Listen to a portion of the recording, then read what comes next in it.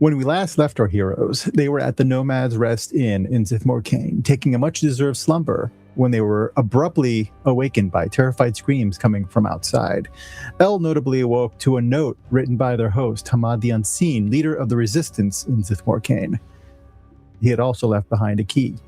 Emerging from their rooms in a hurry, they peeked out the front door only to see the avatar of Selvatarm, the drow of slaughter and warriors, killing vendors and anyone in his way as he and his squad of House Morcane drow made their way to the front door. They had only moments before he'd be inside with them. The letter was an admission that Hamad had set them up to take the fall for his organization, The Hidden, as House Morcane had been getting too close to their operations. Not being completely heartless, their host gave them instructions and a key for reaching the back way out, a sub-level of the safe house. Hurriedly making their way down the secret stairs, they could hear the avatar beginning to wreak havoc in the tap room they'd left moments earlier. In the cellar, set up to look as if it was a Zentarum safe house, they found useful intel about the factions within Zithmorcane for use if they survived. Discovering a false wall, they prepared to make their escape when they heard the drow on the other side. They were trapped, and a fight was their only way out. A melee broke out, testing the party's battle prowess for the first time against seasoned drow warriors. The battle was fast and brutal, and in the end, the 4 drow lay dead, our heroes suffering only minor wounds. And that's when they heard her, the newly blooded first daughter of House Morcane, Melistra Morcane, entering the room, seeing her dead drow and appraising the party before becoming a blur of stabbing knives. Each of her attacks was devastating, but the party was able to hold her off and even do some damage to her, much to her surprise. Taking her measure, our heroes could tell that she was appraising them after every pass, as if considering something. Knowing that House Morcane had an even greater enemy, the revenant crone Valasta of Kiransili, El took a gamble and parlayed with the god-blooded drow noble. It paid off, and in the end, Melistra gave them 2 days to find and kill Valastra, as she and her house were forbidden from doing so by her divine father. Changing their disguises and gathering evidence left behind by Hamad, our heroes venture out into the bazaar, the marketplace seemingly never having slowed down despite the ruckus at the inn. Splitting up to pursue different leads, they venture forth into the city to track down the location of the revenant priestess of the drow goddess of undeath and hopefully secure their freedom. So I believe there was 2 different parties going different directions, yes? All right, let's start off with Kaiwan and Korak. Oh, goody. Yes. Where were you heading, and what do you plan to do? We were heading to see Korak's girlfriend. Excellent. Nyatha. All right. You head off towards the alchemist shop. And doesn't take you long to get there. You notice there is definitely a heightened presence of drow warriors from House Morcane sort of walking the streets. But there's so many people already here in the bazaar that, unless you do something out of the ordinary, they're probably not going to look your direction. You make your way to the alchemist, which is not far away. And as you enter, that smell, that vinegary smell hits your nostrils. And you look around, her shop is much as it was before, but you do not see her immediately. There's no other customers, just the 2 of you. I didn't expect her to be closed. I mean, do you think she could just be in the back somewhere? There was like a rampage going on in the market around the corner. Like maybe she closed up shop for a while to be safe. Is the door open? The door is open. Yeah, you guys are. You made it your way into the shop itself. Nyatha, it's Korak. You hear a clicking sound coming from above. Oh, I look up. As you look up, the shop itself is 2 stories tall at least. And as you look up, you see the outline of a bulbous figure coming down slowly, descending from the ceiling above, which you can barely make out. Most of the light is down here, and the light is shedding upwards as this creature comes downwards. And as it comes down, you notice that it is a bulbous body of an arachnid that is landing behind the counter it's probably as big as Korak, if not bigger. But as it lands, it chitters at you and begins transforming its shape into that of a woman, female drow with 6 arms.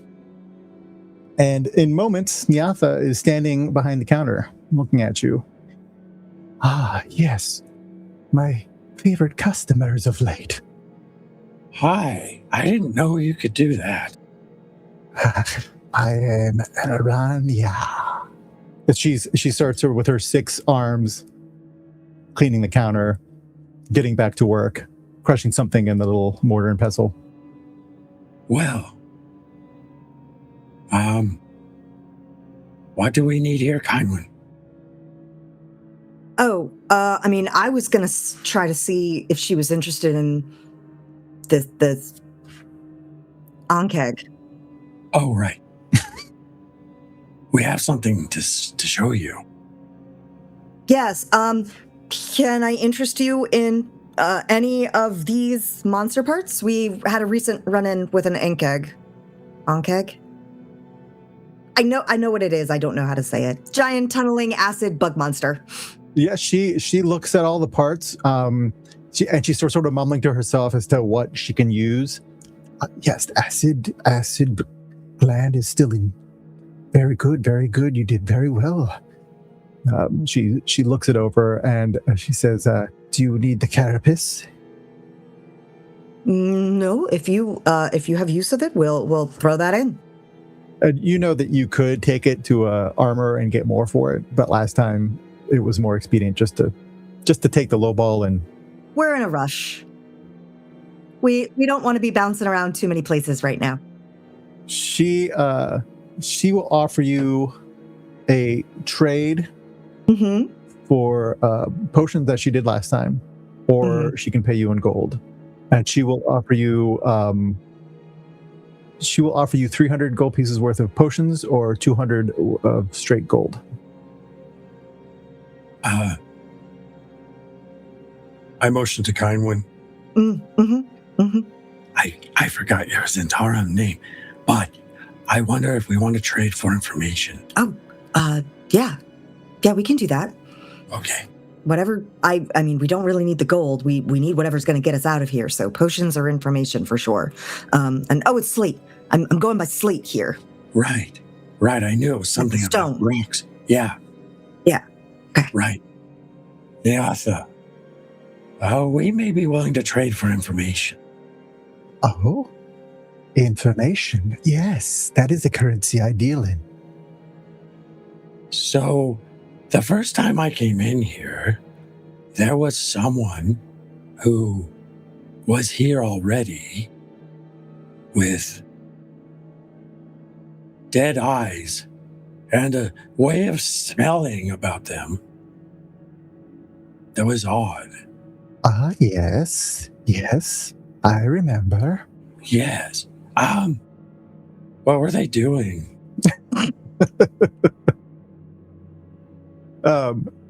Just for fun, give me a persuasion check. Throw a little riz on it. Persuasion? Yeah. Oh, I'm so good at persuasion. -1. On a natural 20. Sweet. Nice. All right. She says, yes, that was Dear Zura. Dear Zura. She is the Kuthmarin. You are familiar with Kuthmarin? I don't think so. I haven't heard that family name before. She explains to you that a Kuthmarin is, and because you got that natural 20, she's going to tell you all you need to know about the Kuthmarin.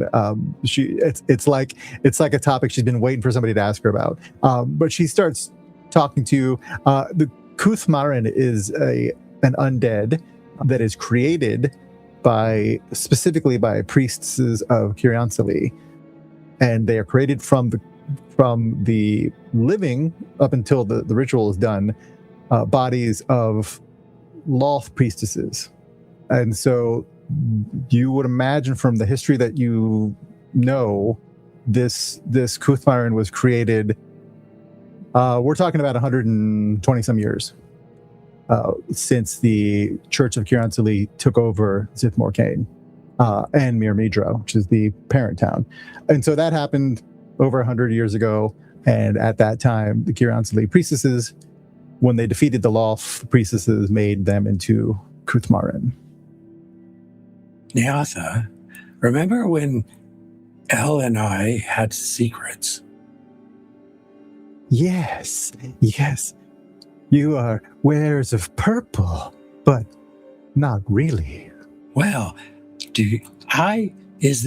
what is the connection with Velastat Sarin and that figure and you? She says, oh, well, Velasta, she serves Velasta. I'm sure it's just an economic thing. Oh, yes. She is your natural 20 is still in play here. She says, yes, I have been making things for her. She has been a very good customer. Oh. For many years. Ah. Do you remember what I was doing in Rethendangelix's lair? You were collecting things, I think. Yes. Green dragon, very potent poison. Yes. Oh. Well, do you think that this priestess is a danger here to the other people of this city? Oh, most assuredly. Do you think that she'll still do business with you after she initiates her domination? I am sure everyone does business with Nyatha.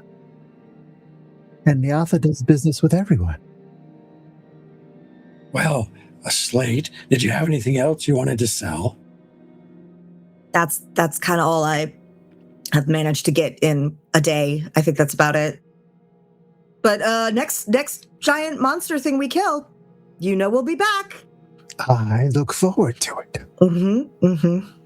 Well, I better go ask my question, but it's good to see you. It's always good to see a good customer. And me, Korak. And you, Korak. All right. And I'll just slowly back awkwardly towards the... You did great, buddy. Thank you. We learned something important, didn't we, Slate? Yeah. Important customers. Yes. L&L will be very pleased about that.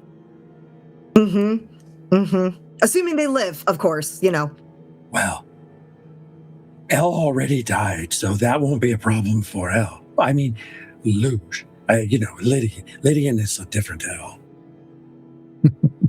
Did they both die? No, not yet. Lydian hasn't died yet that I know of, but I was there. Are we sure they didn't die in that thing they keep talking about with the city or wherever it was that they've been that we don't know anything about? Oh, that's right. There does seem to be some great mystery about that place. Right? It seems like they bring it up at the weirdest times. Something had happened in Ulash. Ulash. Yes.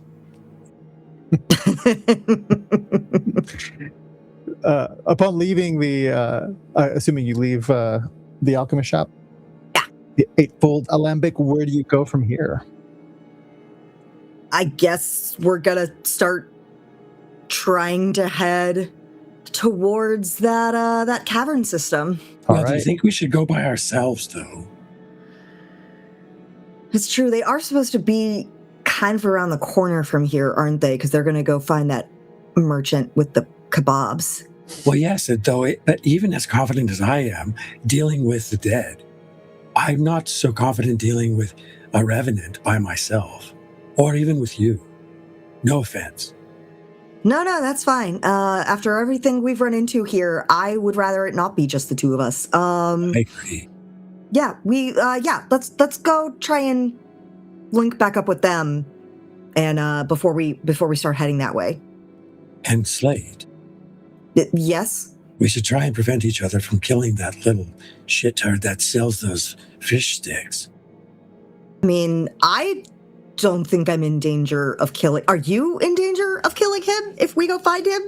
I'm always evaluating who I'm going to kill. I mean, it's just a matter of proximity, but... Because he's annoying? Or is that all it takes for you to decide to kill someone? No, he was a bit threatening, I think. I mean, he's an aggressive merchant, but like, I'm sure you've been to enough cities, you've dealt with aggressive merchants before. It's not generally a killable offense. No. It's fine. Okay. I just think murdering people in the open is going to get us some attention we don't really want right now. So I'm going to say that like we should keep that as a last resort kind of decision. Good, you've convinced me. Let's go find Okay, great. And as our two companions have a perfectly normal conversation for the streets of Zith Morgaine, we pan to Elle and Lydian making their way to the just outside the bazaar along the lakeside, where the different stalls and stands and buildings that held the businesses of, you'd imagine, having to do with the lake. There's fishermen probably here. There's different food shops along here. And the second one down was the one where you were being accosted by the fish skewer vendor, the Darrow. Go ahead and give me perception checks as you sort of scan your environment, making your way to the vendor. 14. 15. You both see Elle, you spot it first, but as you approach the shack where this guy had come out of, you note right outside appears to be a slight commotion, and you clock 4 drow,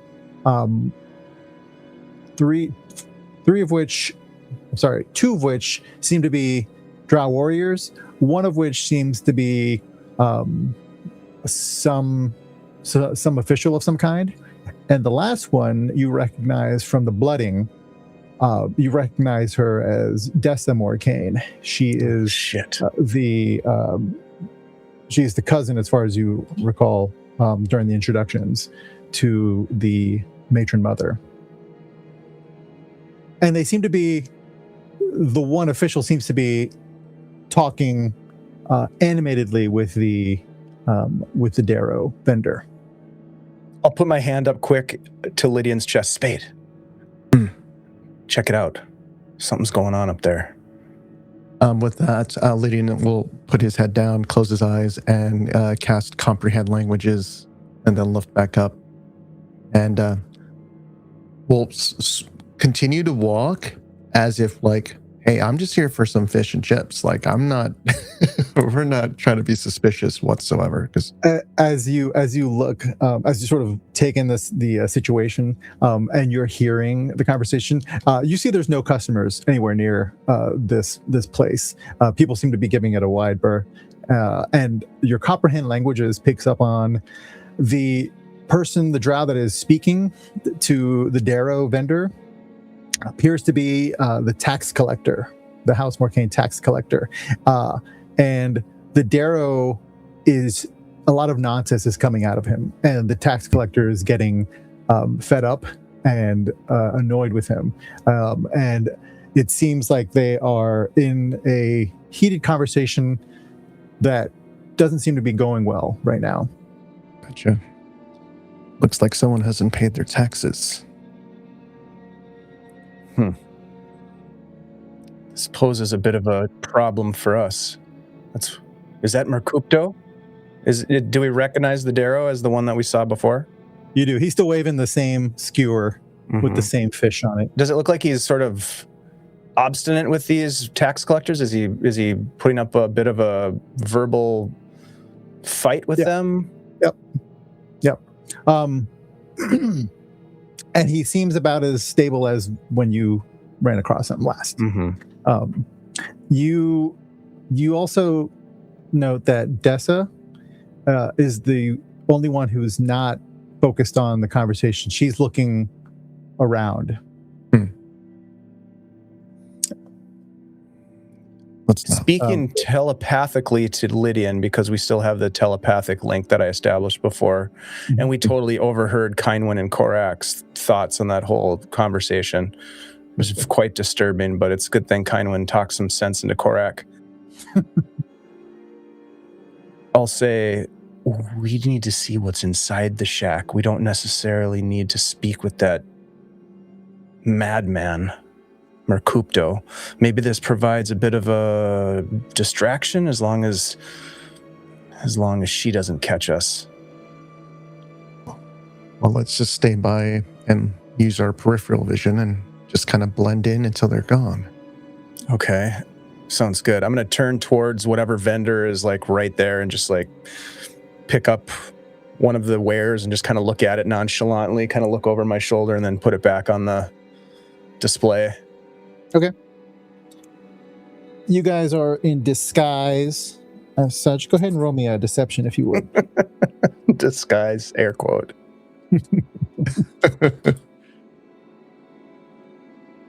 Natural 20.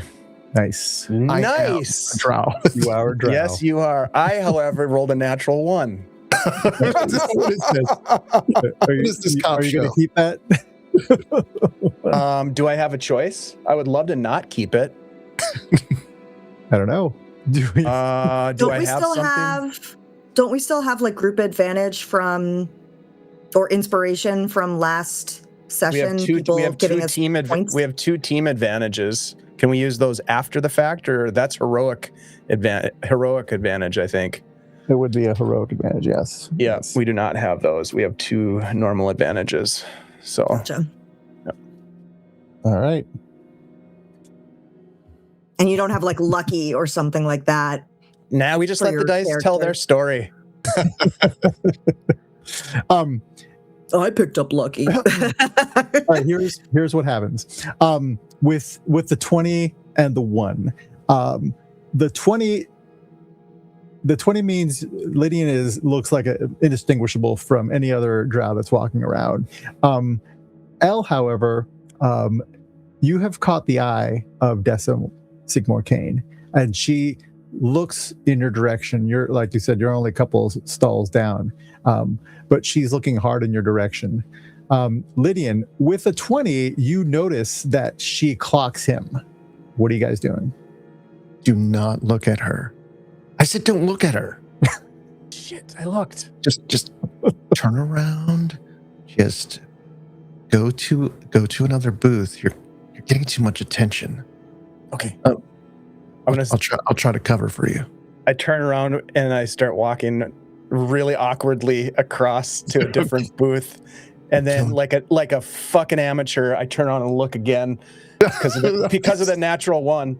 I look again. Shit, and she's still looking at me. That I'm going to try to like drop a ware or something. Kind of like, damn it! Come.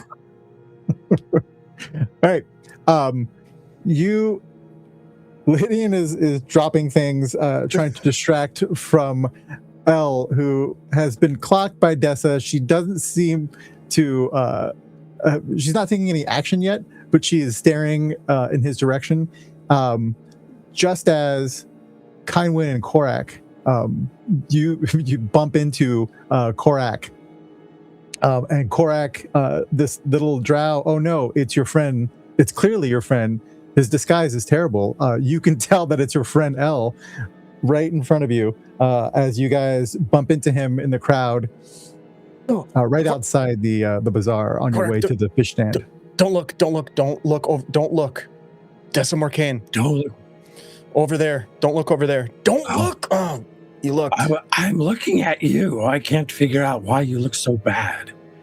What happened in the short time since we've been gone? I don't know. I need to blend in. Shit.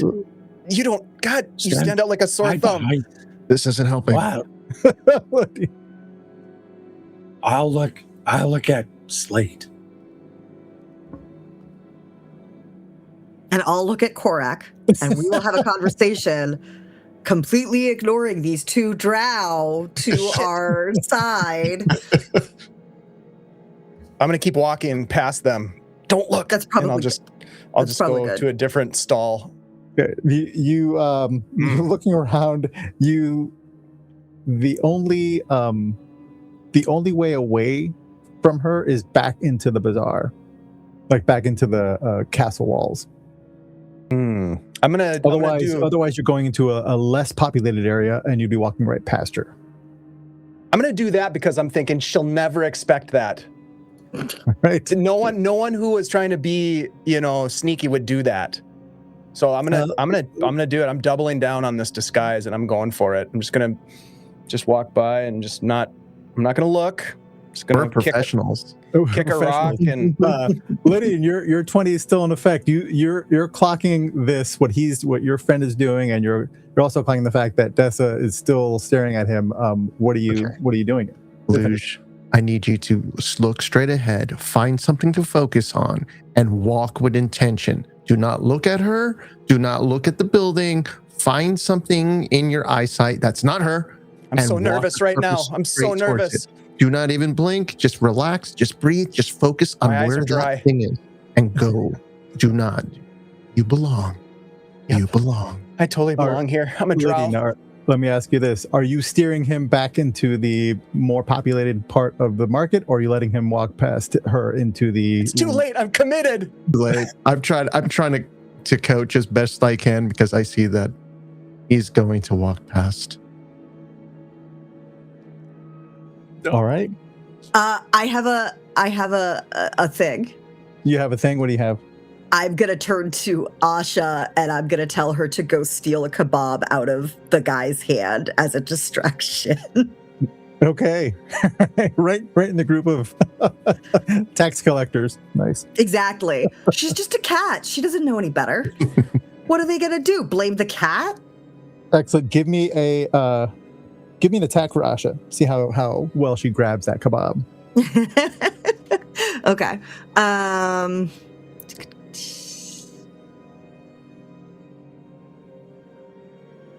All right. Well, let's roll.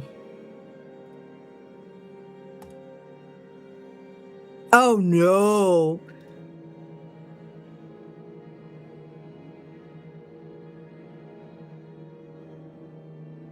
What'd you get? I rolled a 1, so frankly, it doesn't really matter what I add to it. Got a nat 1. You rolled a 1. All right, this is what happens. You roll a 1 as Asha jumps into this crowd of drow to grab the kebab from the Darrow vendor, and as she does so, she runs into a couple of the drow. Yeah. And you see lightning quick, Dessa turns towards your cat and draws her greatsword and slashes down at the cat. What's her armor class? I believe she's a 15. All right. I'm trying to find her on my character sheet because I know I've got her. But I'm pretty sure it's 15. I think that's correct. All right. Yes. Okay. Yes. Found it. Yeah. She's 15. All right. She hits Asha for 15 points of damage.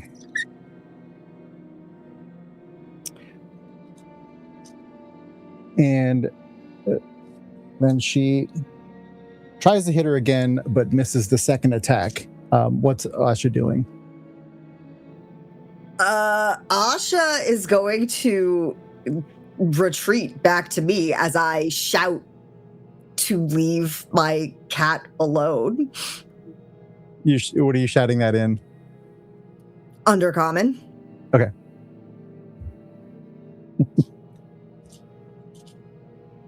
We wanted a distraction. We got one. Yep. We sure did. Might have been a little more distracting than I intended. Poor Asha. Poor Asha, my baby. All right. So you're directing your heated words towards Dessa? Is that what you're doing? Yes. Okay. How dare she? your cat runs back, and you see Dessa look in your direction and start walking over towards you, now ignoring Elle. Well, I succeeded in certain definitions of success. I mean, she's just gonna be like going on a tirade, like that was uncalled for. My cat was just going after like the food that was there. She made no attempt to attack any of you. You stand down. She's not a threat. Give me your choice. Give me a persuasion or an intimidation. It doesn't matter either way. Well, it does matter because the tone of your voice matters. If you're trying to be intimidating, I can assist. If the DM allows. And just for context, in case you've forgotten, you learned that Dessa is the enforcer for House Morcaine. Yeah, I'm not going to get involved any more than I have to. It was an 11 persuasion. Let's telegraph the danger as much as we can. She's going to kill you. Just giving you a heads up. You already know this. 11 persuasion. 11 persuasion.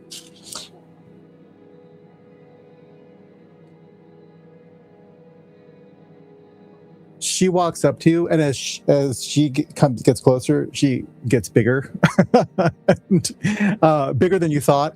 And she looks down at you. But when she gets up to you, she's maybe 6 inches from you, and says, "Is this your cat, Iblis?"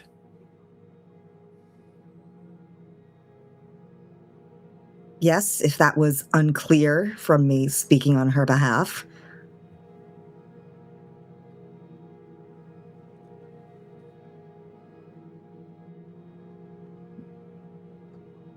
Who are you? What are you doing here? My name is Slate, and I am here on business to trade.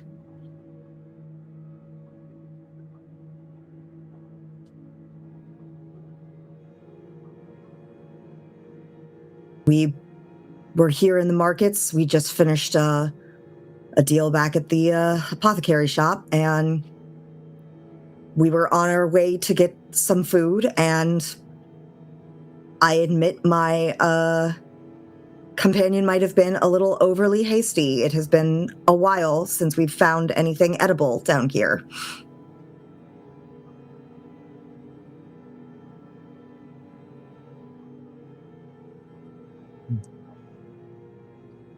So anyway, I was saying we were just leaving.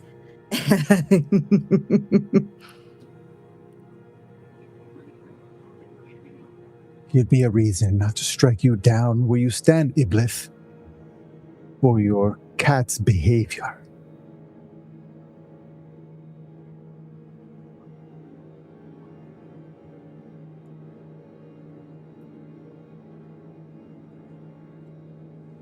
If you don't want to be overrun by more Zentarum wondering where we've gotten to. Just out of character, you recall last session, you guys are done away with the Zentarum outfits and disguises because they're looking for Zentarum. I can't keep track of all the different ways we're going to get killed in this place. That's okay. A solo trader sounded like the direction you were going. So, yeah.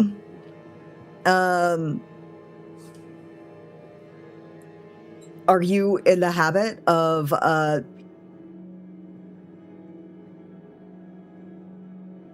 taking care of such menial tasks on behalf of your house to kill a random trader?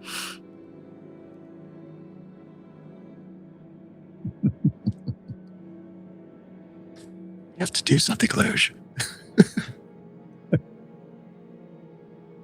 I'm pretty sure they've already done it. She looks at you. Her sword is still in her hand, and she says, "It would not be a task. It would be as if stepping on a buck. Iblith. Mind your next words that come out of your mouth.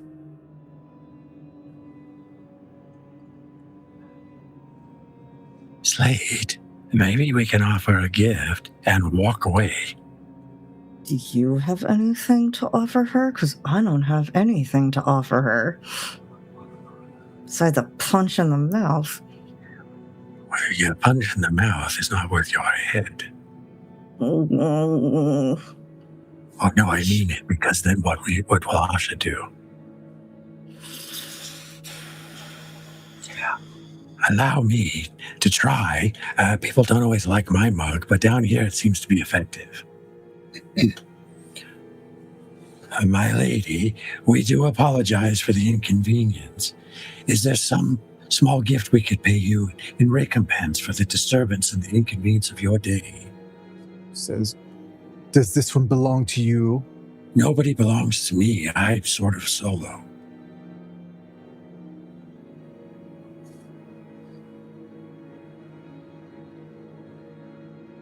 But I am also a surface dweller, as you might have recognized, and I sort of have a sympathy for other surface dwellers. Are you, what are you speaking in? Oh, well, definitely common, because I don't think Orcish is going to cut it. She's looking at you. She clearly understood what you were saying, but you continue talking. Just a little bit. If I perceive that she's not interested in the words coming out of my mouth, then I will stop using them. All right, Lydia or Elle, are you doing anything as you see this conversation happening? Yes. Yes.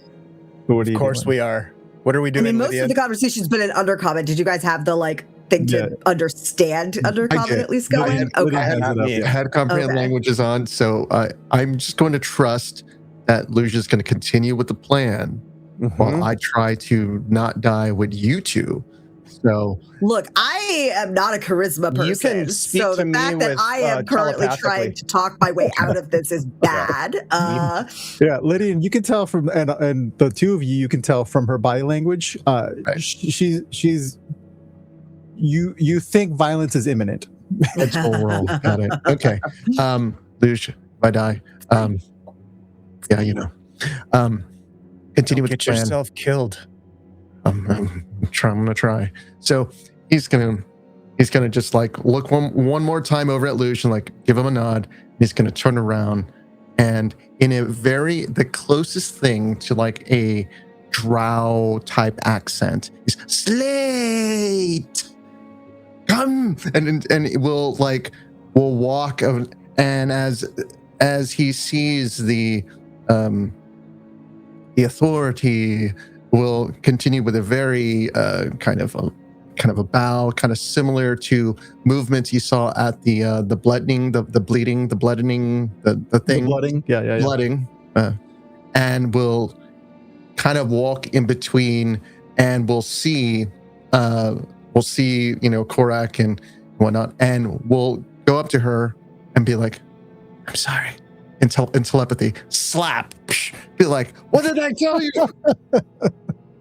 How dare you disrespect?" I'm like, "I'm sorry."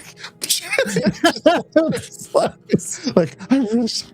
This slap, just like you hear like a growl from a big cat nearby who's Like- still licking its wound, but is like, "I'm sorry," and it will turn back and be like, "So sorry, apologies, my apologies," and we'll just turn back and be like, "What did I tell you?" Just like, keep that cat, and just like go point, like, "I'm so sorry for this." give me a persuasion, Lydian. Okay, here we go. I wasn't even going to get a chance. If you could let me into Owlbear, I'm using a different device. Oh. Yeah. Check. Are you anticipating a battle map or something? I'm just leave my options open.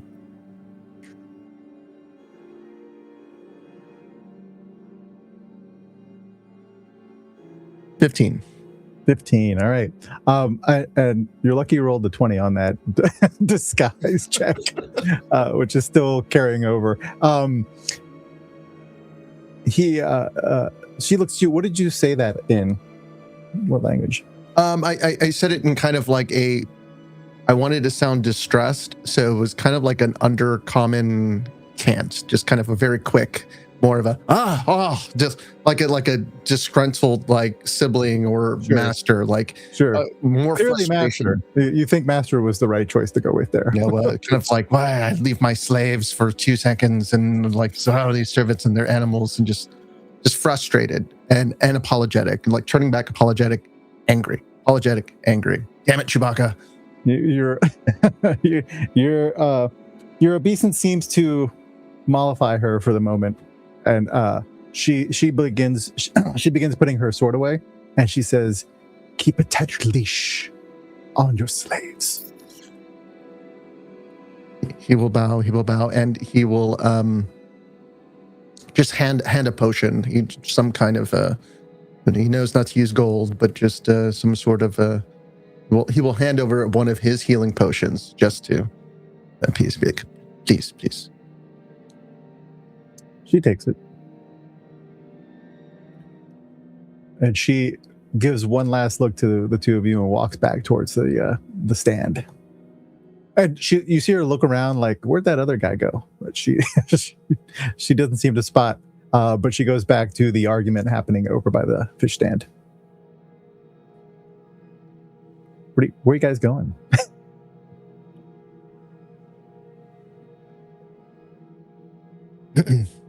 We have some information. Great. Oh, it is. It's really good. It's very helpful. I can't wait to hear it. Okay, we know where the Revenant priestess lives. Oh, that's great. Yeah, I told you it was good. Slate, I think probably MO probably a hit. You can I'll get you later. you get me later, but at least expect it. That's Probably should not slap you in front of the drow enforcer, or kind of going to undo all of me having to deal with that. Yeah, we wouldn't want all of that. I guess. To be in vain. I'm sorry. Like, I'm just telepathic. I'm so sorry. Where are you guys headed? I'm going to jump in here, Jose, because I have been walking toward, while that was all happening and Dessa was engaged with this whole conflict, I went to the Mercupto's shack, his little booth. And I am, while he's arguing with these drow, I'm going to try to sort of just meander my way into the fish shack and do a little investigation. Give me a stealth check, please.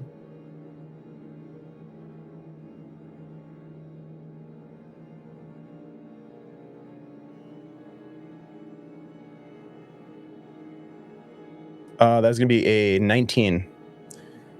19. Yeah, they're still arguing this Darrow's being obstinate. You go into his shack. It's a good size. He probably lives here as well. It's a cottage. And you look around, you see lots of fish very unsanitarily stored, just sort of in nets, in boxes and crates, rather, sort of strewn about. What are you looking for in particular? Well, we were told, or we discovered information that suggested that Velasta and or her servants had been observed by Hamda and his network of spies entering this fish shack. And my guess, as a bit of a man of subterfuge in many ways, is that there's something more going on inside this fish shack than just fish. So I'm looking for anything out of the ordinary that might suggest a cache of supplies, a secret compartment, a door, a hole in the ground. All right, give me an investigation. You're aware that time is of the essence because you are very close by to this group of drow that could any moment come inside. So go ahead and give me an investigation check. Are folks okay if I use one of the 2 remaining team advantages for this? Yes. Sure. Okay. All right. Thank you. Oh, well, that's good. 21. 21. You look around very quickly, and you spot the last thing you mentioned, which is you spot a trap door in the back. Sort of, there's like a little counter. There's like a foyer area, a little counter, a door that goes into the back. The back leads to the small dock that leads to the lake, and there's a trap door right inside the shack. Did it look like it was concealed at all? Like he was trying to, like Mercupto was trying to hide its... It had some junk on it. Yeah. But nothing professionally concealed. Shit. I look back over my shoulder past Mercupto and the drow who are arguing and haven't noticed me yet. And I see my companions. I see Lydian slapping Kindwin repeatedly. And I'm like, geez, ouch. And then I'm like, he's going to get something later. That's for sure. And then as Dessa turns to start walking back, I'm like, fuck.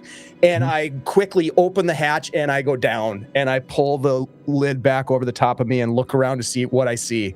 All right, you open the hatch immediately, and you immediately can tell that this is a bad idea because it is a hole that just is water, is the lake water. Is there? Oh shit! Fuck. So before I go in, obviously I lift it up and see that there's water. Is it water like up to the top of the hole? Yeah, I mean there's maybe like an inch or so of space between the bottom of the door. Okay, I'm not going to get in there then if that's the case. No. Shit. But you do take a quick look, and it looks like a natural little grotto that goes straight down. Obviously part of the same water table level as the lake. Is this where Mercupto goes? Mercupto? Who knows? Okay. But it's the only door other than the door that goes out onto the dock. What am I gonna do? Come on, you're a Harper agent. Get in there. Here she comes. God damn it. Now there is a door that goes out to the dock. Yeah. The little dock. I close the hatch. I push a couple things over the top of it. I take one more look because I'm an idiot. I look, here she comes, and I'm gonna go out the back door, down to the dock, and the dock kind of goes along the back of the building, and if you were to follow it, you could probably walk off like toward the side and get back onto the main area, the main thoroughfare. I'm just gonna walk down a little bit. I'm gonna sit on the ground with my back against whatever there is, and I'm just gonna say, Lydian, I made it through the stall and out the back. I'm behind the fish shack. Did you find anything? I think I found the toilet. Damn it. Was there anything hidden in the toilet? Any, like a key or something? No, there's some sort of like a grotto or something, but I was not going for a swim. Yeah, it would ruin your great disguise. Fuck you. Is everything okay over there? Oh, yeah, just some theatrics. If I get eaten by a cat later, you deserved it. Well, as you're sitting there, there's like a net full of fish on the dock, like it's been caught and just sort of just kept there. And as you're sitting there talking to Lydian in your head, you see the fish moving, like they're very slowly moving, like they're still alive. Kind of like that, yeah. But a second ago, you're looking at it, and it was completely still. Mm-hmm. I'm going to look around. Has anyone noticed me? Like, did Dessa see me as I dipped out the back of the shack? Give me a stealth check. Stealth, okay.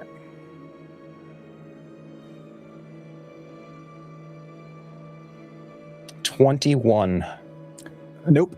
You good? Okay. All right. I am going to reach down and grab one of the fish. Okay. Out of the net, and Okay. I'm going to stuff it inside my cloak. Okay. And then I'm going to get up and nonchalantly, with my hood pulled tight, I'm going to start walking back around and getting away from the shack and try to make it back to my friends. Okay. You can do that fairly easily. Okay. You guys are sort of gathered at this point a little further away from the shack and sort of towards the entrance of the bazaar proper. As I approach, I'm just going to look at Lydia and say, this is starting to feel a lot like Ulash. I know, right? What happened in Ulash? We don't have time for that now, Kindwin. Damn it! I'm gonna open my cloak a little bit and just show you this flaccid fish. Is that why you that I have? Yeah. Yes. There's something going on in that shack. I don't know what it is, but this fish was dead. I swear to God it was dead. And now look at it. And is it moving in my hand? Yeah. This thing, I don't know if this is alive, but it ain't dead. That could be your fault. Korak, Kindwin, what did you learn? What did you learn with Nyatha? We know where the Revenant Priestess lives. What kind of business was the Revenant Priestess doing there? Poison. Poison? Yes. Green dragon poison. Green dragon That's what poison? Nyatha said. Remember when we saw Nyatha before in the caverns? Yes. Yeah. That's what she was collecting. Jose, what do I know about green dragon poisons? Their breath is is poison. Mm-hmm. It's like Is it an Is it a? Sorry, go ahead. I didn't mean to cut you off. No, it's like a chlorine-like poison, basically. Do I know of it being used in other alchemical concoctions for other reasons besides just to kill people with poison? It would not surprise you if it were used in alchemical concoctions. Are you an alchemist? Do you have an alchemy kit? No, I do not. Give me an intelligence check. Thank you. Just a straight, or would this be insight, or no, I guess not. Nature? Anything? Just straight int? Okay. I think just straight int, yeah. Okay. Oh, that was almost a nat 20, but instead it's a 6. No, you don't know anything beyond that. You would imagine that Nyatha seems to be a very skilled alchemist, so she could probably make all sorts of things from, single alchemical. I have something. Yes. So Nyatha knows that the Revenant Priestess is going to wipe out the city and isn't worried about it. Oh my God. Okay, hear me out. I don't know if this is what's going on, but I'm starting to put some pieces together. Nyatha is producing this green dragon poison, right? It's being bought in bulk by Velasta, the Revenant crone and her consorts. They've been seen going in and out of Mercupto's fish shack. The fish that I saw, I swear, Lydian, was dead, and now it's undead? Exactly. What if they're trying to poison the populace to create a bunch of undead revenants to then go do a very heinous war crime? Technically, a revenant is a particularly unusual situation. I know, but could they be used to go after Merimidra? An army, a legion? Of undead, yes. I think that's what's happening here. Right under the nose of House Morcaine, possibly with some of their consent. I don't know. Well, do you want to go visit this Revenant Priestess, or do you want to investigate the fish shack? Well, we have to eliminate the priestess to gain our freedom. Right. Do we care about Merimidra and if there's a undead attack against them? They seem, based on what Hamda told us, that they're at least moderates in this realm and of the various factions of drow could be a house that could be worked with or an alliance formed. I don't know. Do we do something to help them? Well, I think if we get rid of the priestess, it'll be the root of the entire problem for everyone. People must eat a lot of fucking fish around here if that's their plan. Maybe. If you know where this priestess is, then let's go there. Let's be done with it. We know what their plot is. That's fine by me. The real objective here is to kill that bitch. We're running out of time. Yes, we are. Why is your face all red, kind one? She's blushing. Uh-huh. I'll just wink at you, kind one. I saw what happened. All right, you start walking towards the cave. The cave that was shown to you or told to you by Nyatha.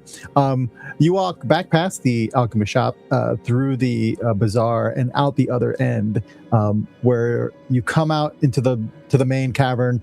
The ceiling here is much higher than sort of by the bridge. This is like 100-foot ceilings.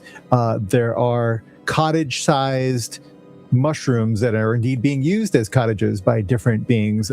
This seems to be like a residential area. There's some businesses sort of as you continue out, but as you get further into the cavern, that sort of tapers off. And you note as you are as you're walking in that direction, you hear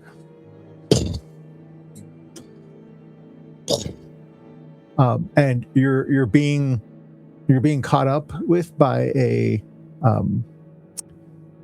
giant.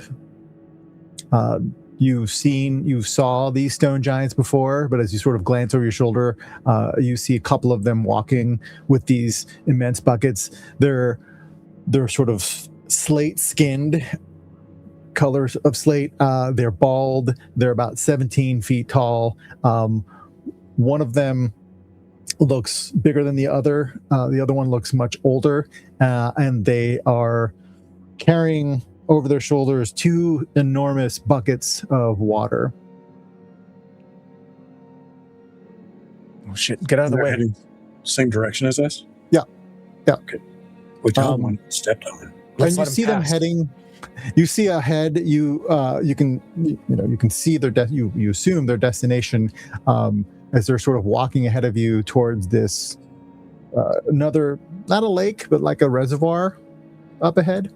And it seems that they were carrying water to the reservoir,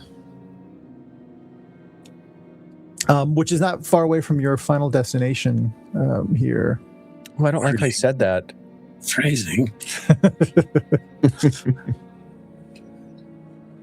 You get to the cave. There's a set of steps that have been carved into the rock itself that sort of lead up into this large cave. As you've walked along, you see that different denizens are using the nooks and crannies for housing along the cave. The bigger caves have bigger residents sometimes. Sometimes, it looks like little communities are just sort of built into along the cave as well as the mushrooms themselves. But as you approach, there's nobody near this larger cave at the end, other than the giants who you can now see dumping water into this reservoir. And they sort of look down at you as they pass by. They looked. Give me an insight, actually, as they walk by you. Jose, I'm also curious, does it look like this cave is a domicile for someone or something, or does it just look like an open cave? The big cave, it definitely looks like a domicile of some kind. Okay. 22. Excuse me, 23. On your insight? 23 as well. Nice. 7. Kindwin?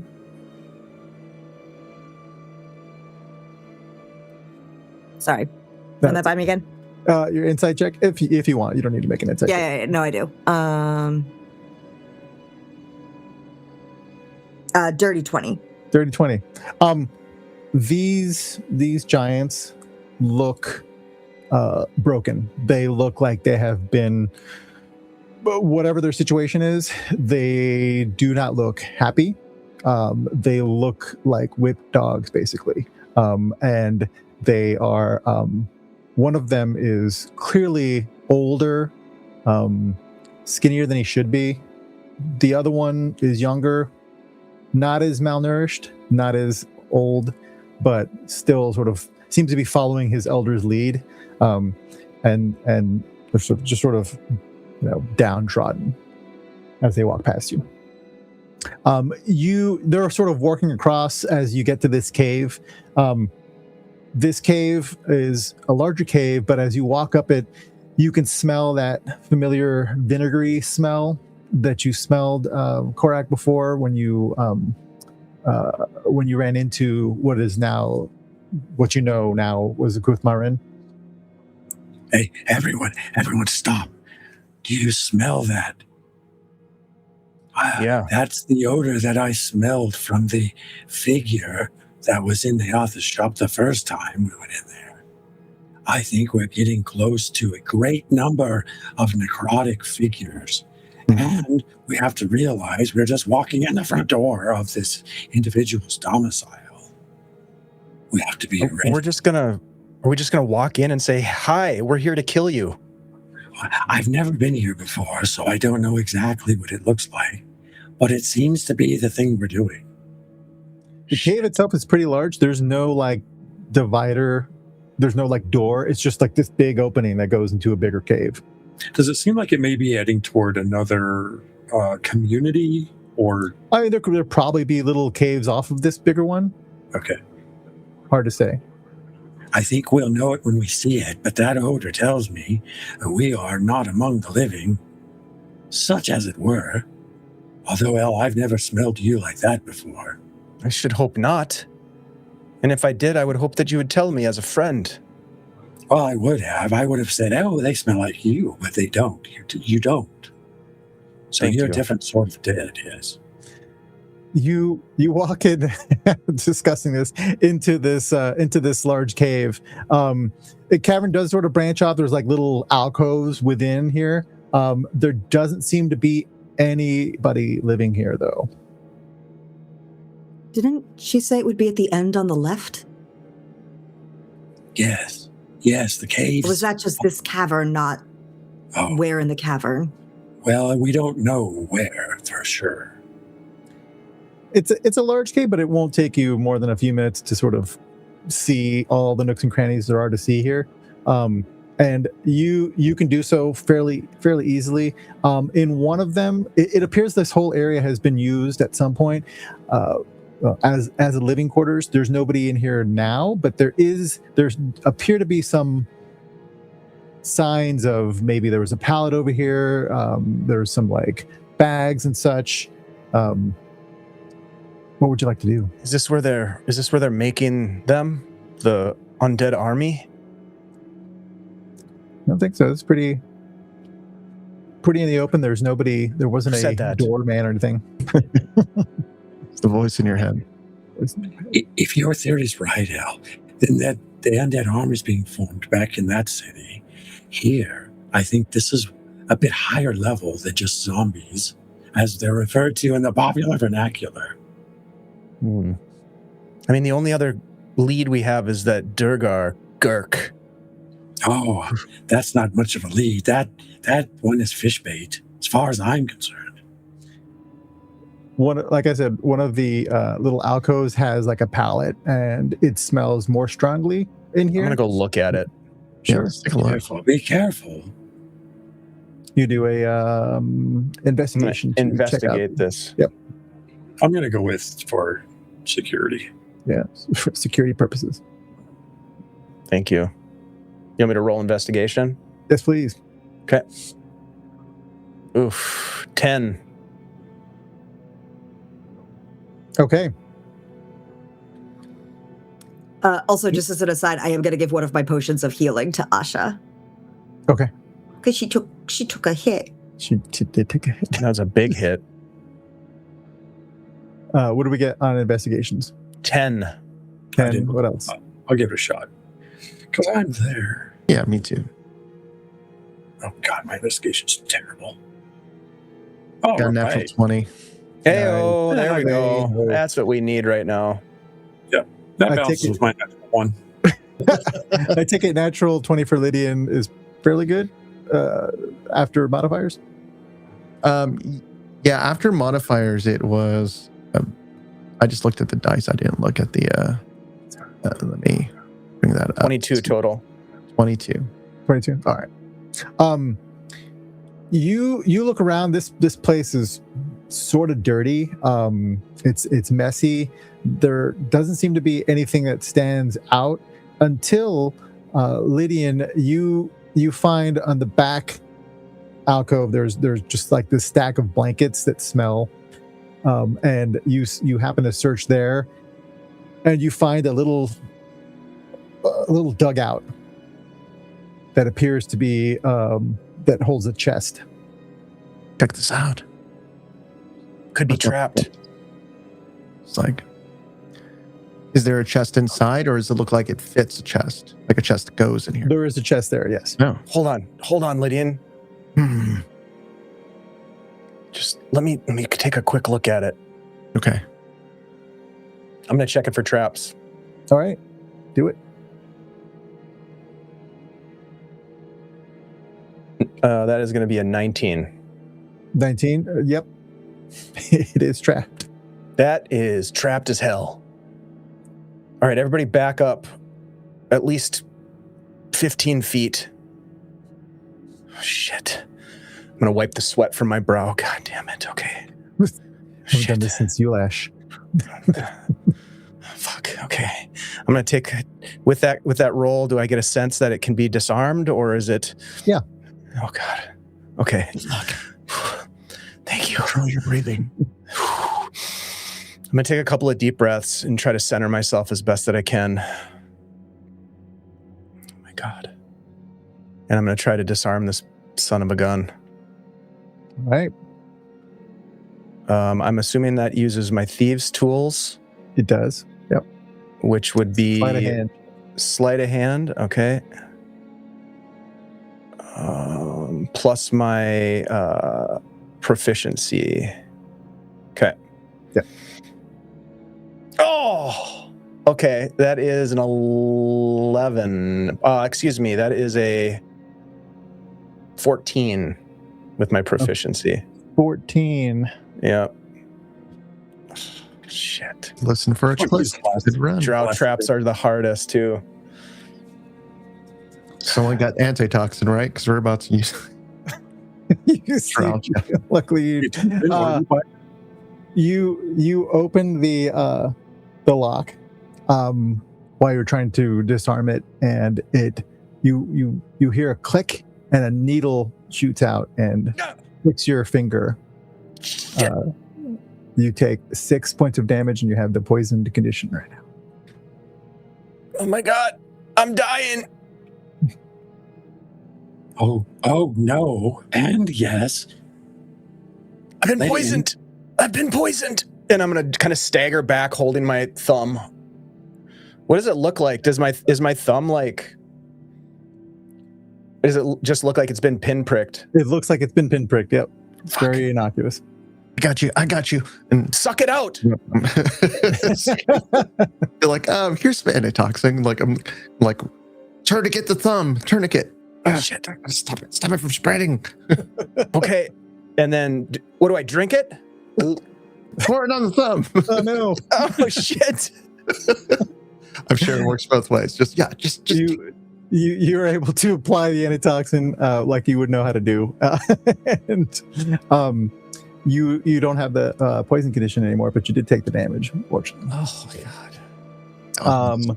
But in the chest are a number of items, including some logs. It looks like some records of some kind from different sources. It looks like they were taken either from other people or something, or there are multiple people here that were writing it. But there are a multitude of scrolls and notes, and at the bottom of the chest there is, at first you're not quite sure what it is. It's dark in color, looks like a leather jacket at first, like or a cloak or a cape. But as you take it out, you note that it has arms and legs. It appears to be a full skin of a drow elf. Oh my god! Oh my god! Put that down. Wait, I mean, this is the best disguise ever. I'm no. Wait, what? I'm just kidding. I don't know how to deal with this. You see, as you sort of make out what it is, and you sort of put it, either drop it on the ground or whatever. As you're looking at it, you see it's got like symbols inscribed in the skin. Who do you think this is? Does it look familiar? Give me a religion check, please. All of us? Can we? Yeah. Because I'm so good at religion. Or Arcana, either one. We like Arcana better.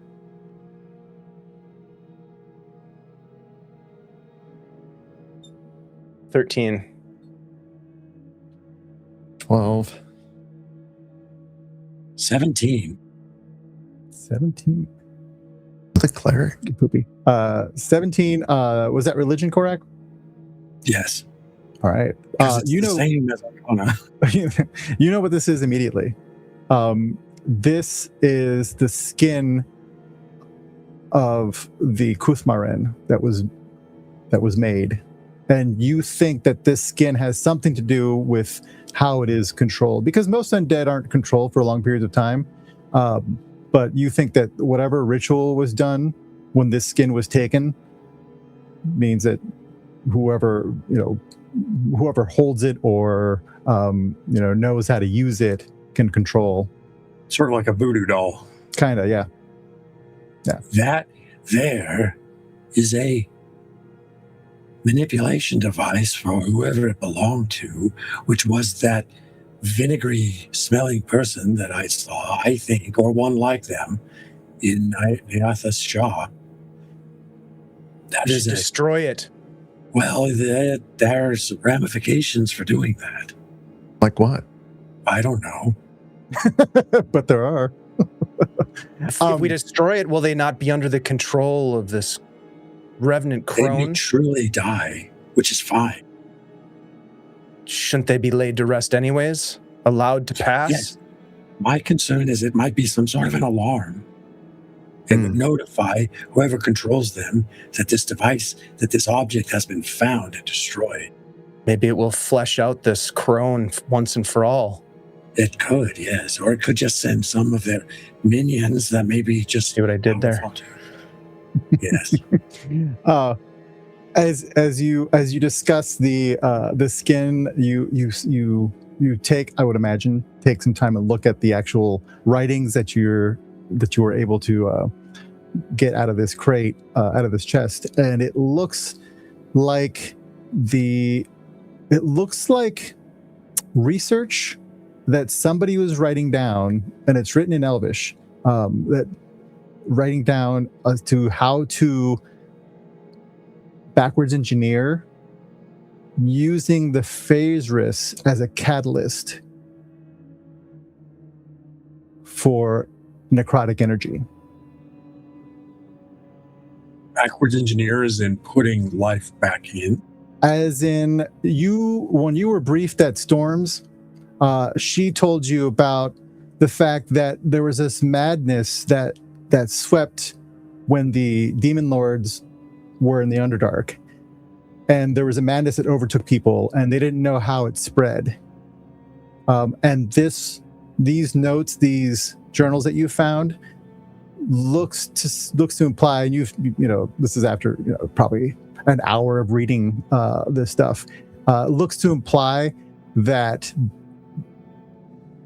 this person who wrote this, and you would imagine that it's Velasta, you don't know for a fact, but whoever wrote this has found a way to reverse engineer what Gratz did, which is using the Faerûn as a catalyst for the energy they want to put into the Faerûn. So basically, the Faerûn, as you know, is everywhere in the air, and it is an energy that can be used through magical rituals and such. And that's what this looks to be. This looks to be that somebody has discovered a way has reverse engineered the way to use this Faerûn as a catalyst, as a carrier for the energy that they choose to use. And it looks like they have figured out a way to use it to carry necrotic energy. And on that note, we'll take a quick break. Oh my and we'll get back God, to see no! what you guys do with this information.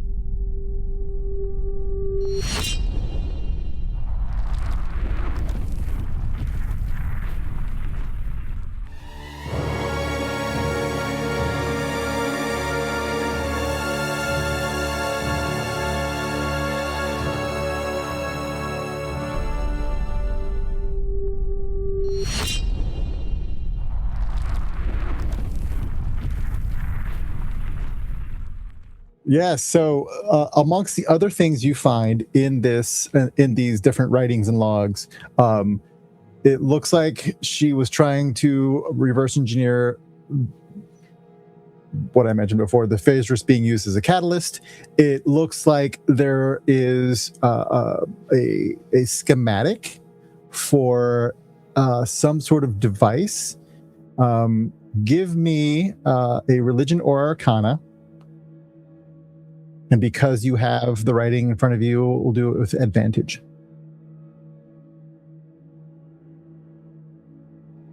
Natural 20. Nice. It's hot on the natural 20. I know. What's that, L?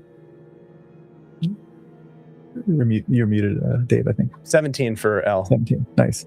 Correct? Something pretty good. Sweet. 17 years. All right. That is more than enough, Kindwin. I didn't roll. I can roll. It seems we got a 20 and a 17. I was like, what am I going to learn? Yeah. Oh, well, I got a 19 on religion. So, Yeah. I'm participating. All of you keep up with what this is. It looks like the schematics for a very large tuning device. With those rolls, you all know that to travel to a different plane, if you don't find a natural portal, if you want to do a plane shift type spell, you need a tuning fork for that particular plane. And it looks like this, and especially with Lydian, with your 20, the rest of you might know the general information. With that natural 20, you know that this appears to be a schematic for a tuning fork specifically for the plane of negative energy. And it looks like it's not just a tuning fork that you would carry individually. It looks like a tower, like a monolith that would be built to not travel there, but to open a rift to the negative plane of energy.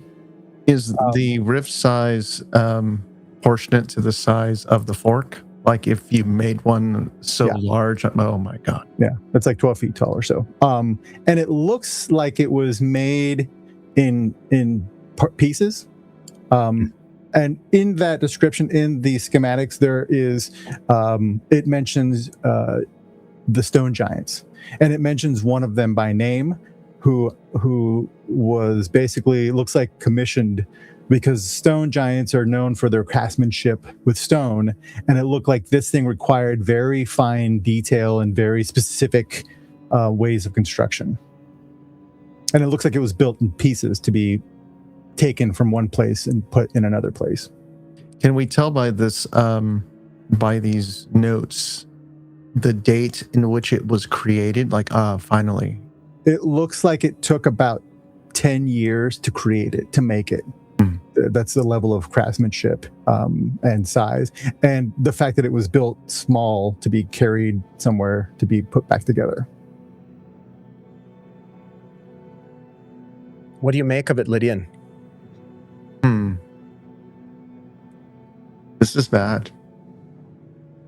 But the information that we have here is so valuable. Like, we are so lucky to get a hold of these notes, because this may be the key of how to destroy whatever this was created. I mean,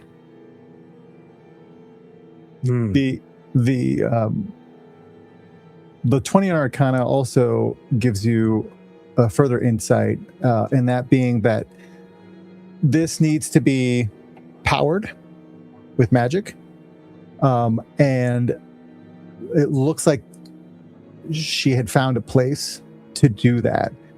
It looks like there is a cavern where there's enough Phaserus crystals, and Phaserus crystals, they come in different sizes, but if you get a Phaserus crystal that's big enough, that holds enough Phaserus energy, it can power, it's not necessarily stable, but it does have raw magical energy that can be used to power things like this. So it looks like there's a place where this is being set up that could power it to do what it needs to do. Are there any maps amongst the documents here that would lead us to that location? Amongst the things, you've been looking through this for a couple hours now, and there's so much stuff. But one of the documents does mention under a cave that is reached by going through an underwater tunnel. Oh my God! Markupto's secret shitter. Seriously though, that is a direct portal into. There's something down there. That's got to be it. Anybody up for a swim? I rather benefited by sinking, but You're our guy then. I've done that before. Jose, is this thing like a tuning fork that's like on a fulcrum, and maybe it's like dropped into place to create this? It looks like a very thin tapering pyramid that's split bilaterally at the top. So it's got like 4 forks, and it's about 12 feet tall. That's got to be it, right? And the map shows a sort of description that is written down about the place that she found. It looks like it goes underwater. You'd have to go underwater for quite a bit of time before you got to it. Longer than you can hold your breath, you think? I can't hold my breath that long. Neatha can help us with a beverage. perhaps. What if we went to Korek's girlfriend and got a potion? Allowed us water to breathe breathing? in the water. Yes, they exist. That's genius. That's a great idea. That's genius. Right, We should Neatha. definitely do that. Sorry, Neatha. Let's do that. All right. Yep. Right. Wait, one more thing. Look on the map. Does it show that tunnel, that the water, that the toilet connects this direction? You see what I'm saying? Because we're at the front entrance. Is it the back entrance? It looks like it looks like it starts at the edge of the lake and goes sort of southwest underground. So not towards this cave. Not towards this cave. No, not anywhere near this cave. So And it I'll appears show you as on the though map. Yeah. it appears as though we'd have to go back to Mercupto's to access the route to get there. Yeah, and if you're on the map, it looks like it's on the edge of the lake here, and it looks like it goes back this way. Mm-hmm. Okay. There's, the map shows this other reservoir over here, this other natural lake, and you would imagine it meets up somewhere. But somewhere in between this reservoir and the lake is this underground cavern that is reachable only through water. All right. Well, I would love more time to study these notes, but we're kind of short on that. Do we go now? How much notes are there? I'd like to keep these. I don't want to put them back in the chest. Like there's like a pile. Maybe that if you press them down, there's still probably about this much as far as pages go, and then you've got the skin. Wait, I have a bag of holding. Let's put him in there. Oh, yeah. What do we do with this? Okay, hold on. What do we do with the skin? Could we use this to control the creature if we? Yes. Are there any notes? I'm searching now for the notes and the comprehend languages. I can I know it's in Elven anyway, but if there's any other languages, any special codes I can read with my hand, if I put my hand over the text, I can decipher it. Sure. And just checking to see if there's any notes regarding the skin. They have to have mentioned the skin in these notes. It's in the same chest. So the skin, as I think I mentioned before, you're pretty sure that was created like over 100 years ago. Okay. What that tells you is that this was not made necessarily by Velasta. It might have been made by her predecessor. Gotcha. We should take that with us, though, as well. It may prove very useful. Will this fit in the bag of holding? Yes. Is this what's causing the smell? It's been It does around for have a an long acidic, time. a vinegary smell to it. Yeah. All right, here you go. Ugh.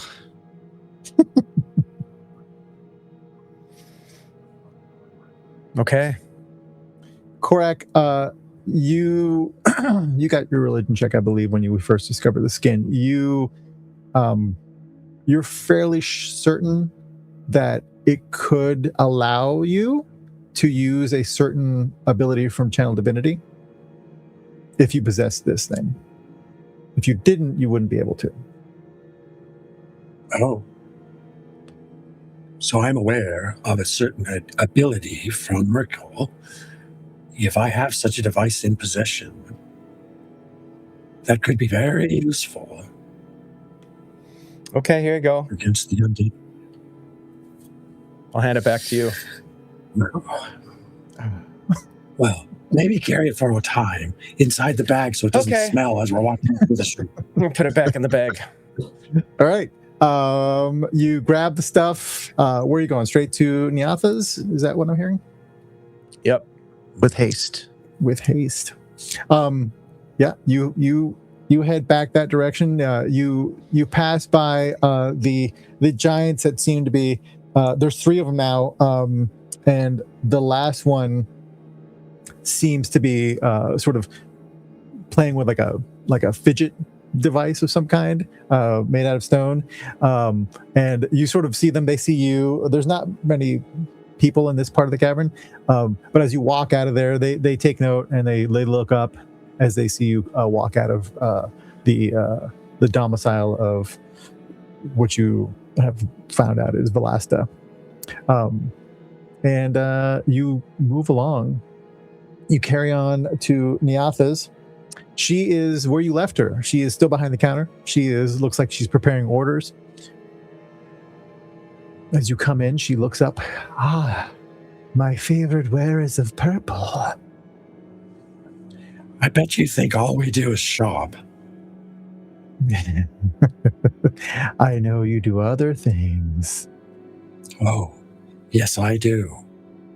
For example, we need some beverages. We need some beverages that help us with water. Breathing. Oh, yes. Of course. She goes into the back, and she comes back with 4 potions. We'll need 5 of those. She goes and grabs another one. How much for all this? Ask for your correct discount. She says, you tell me, I will give these to you if you tell me what your business is here for real. I look at my companions. I know you are wearers of purple, but you are so much more than that, are you not? Are you not? That day I saw you were wearers of purple, and then you was in Tarum. What are you really? I am curious, I must know.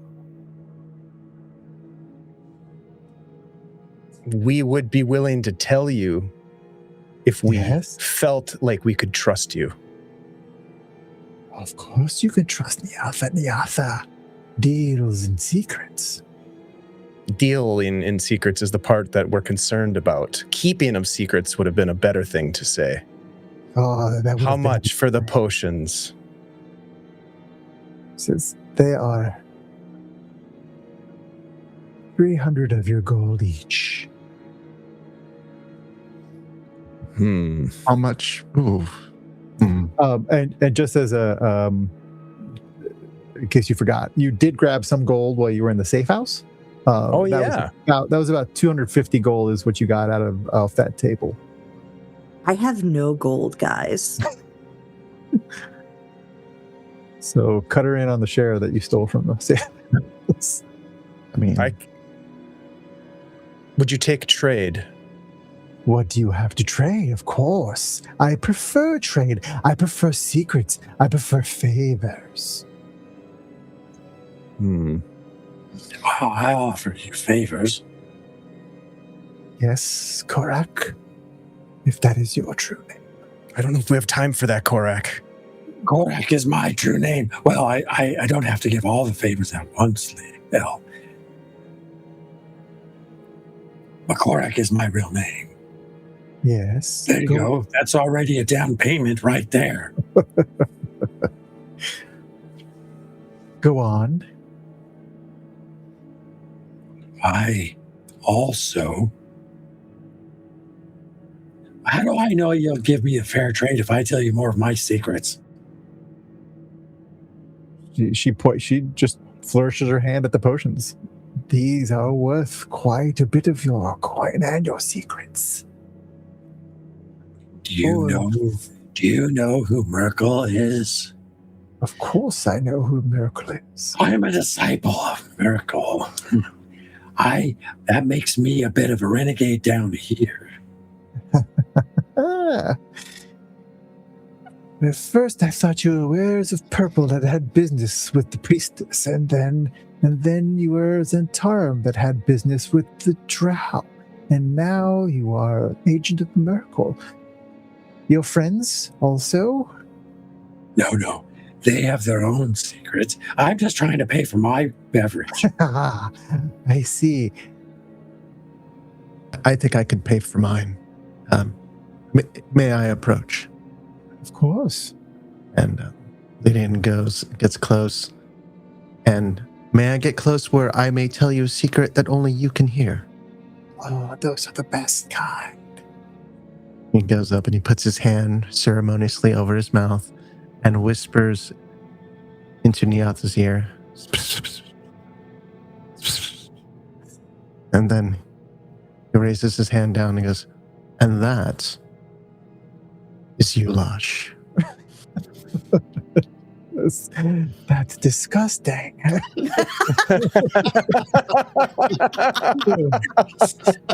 Do it. He says, with those down payments, I will do you a favor myself. How about, or rather, you will do me a favor. You must promise to come back to Nyatha, as you promised once before, and do me a favor. Is this acceptable? Of course. We'll take the deal. Also, can I buy you a meal when I come back? After hours, of course. Just don't eat the fish. You are give me a perception check, actually. Correct. Everybody in the shop.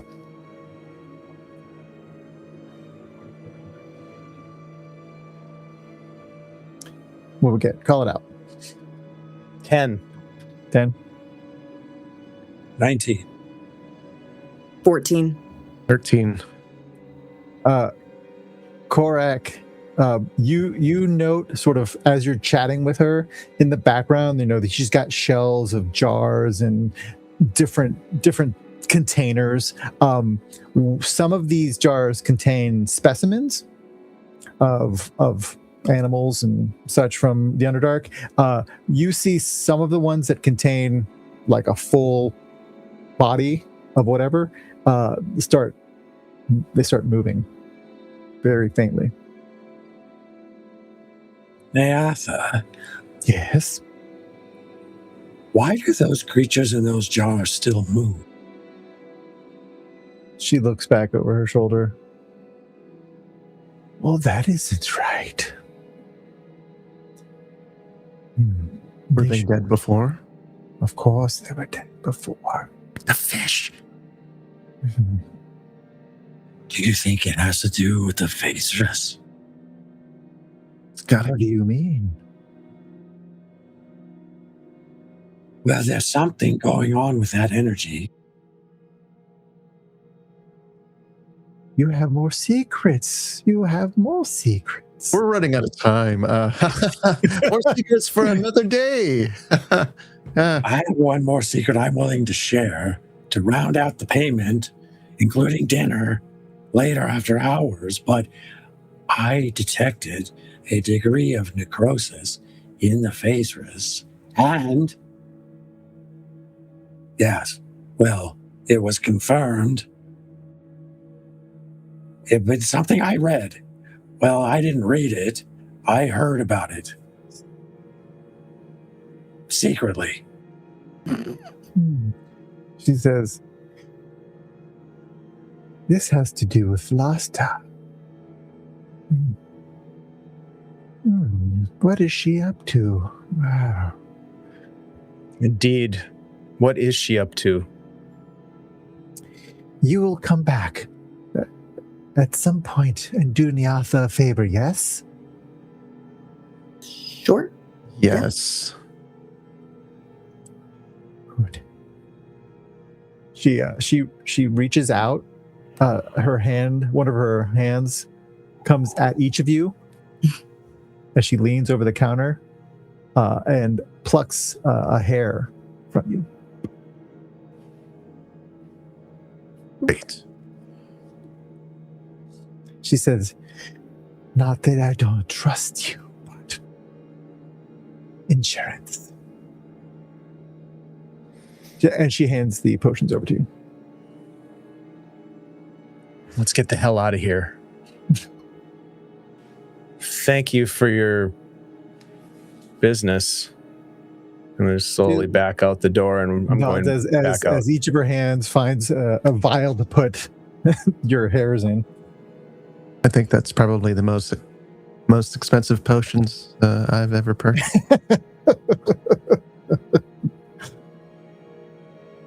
Yeah. All right, you have potions of water breathing. You leave the apothecary, leave the alchemists, and you head back towards the fish cellar. And you know when you get there that he is missing, and his shop is closed. Oh no. Taxes. Straight to the hatch, pull it open, move everything off the top of it, and say, "This is the spot." And I'm going to take out the potion, pop the cork, and drink it. All right. Those she told you they last for 24 hours. So Great. That's about as much time as we have left. Gonna make sure that the door is still like closed. Doesn't look like anyone's busted into the shop, making sure it looks nice and secure, and then oh damn, fire breathing. No, Wrong one. no, just kidding.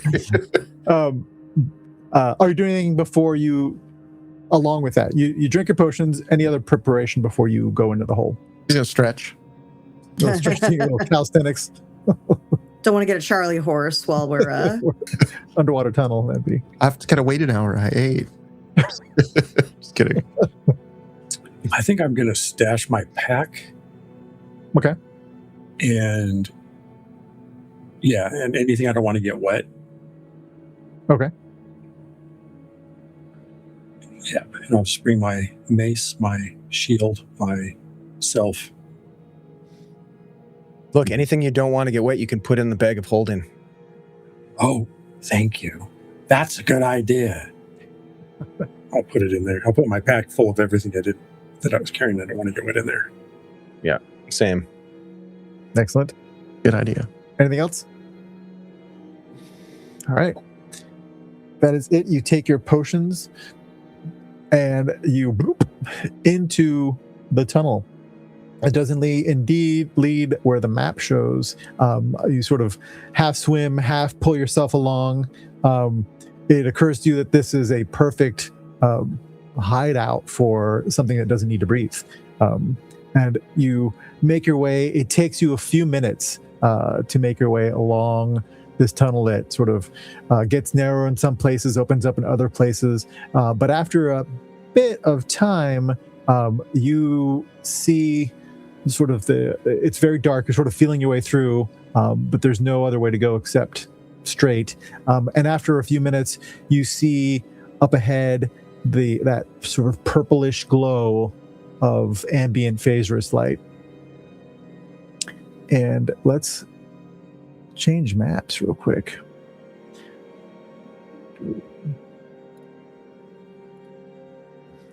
And move some tokens.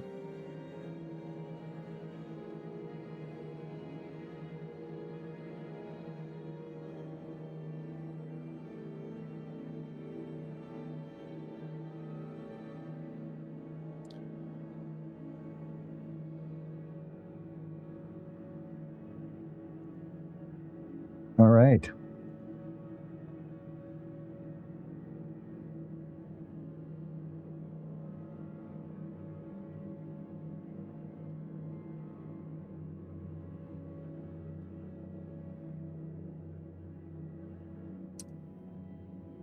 It doesn't really matter who sort of goes first, but because as you come out, it opens up into a pool. And as you exit the water into the bruised purple ambiance produced by nodes of Faerûn crystals throughout this chamber, the oppressive weight of the chamber hits your chest like a physical blow. The air is deathly cold and tastes of static and sulfur. The ambient violet pink glow of the Underdark Faerûn has been replaced by bruised, oily purple light, distorted by ripples of energy emanating from a 12-foot high, bilaterally split obsidian spire in the middle of the room. The forked monolith sits atop about a 10-foot elevated stone outcrop, humming with a terrifying low-frequency vibration that rattles through your marrow in your bones. 4 large crystal nodes are connected to the spire by spastic, crackling purple lines of raw Faerûn energy. Standing at the base of the spire is the Kuthmarin. Its raw, flayed tissue weeps a smoking acidic slime that hisses against the floor.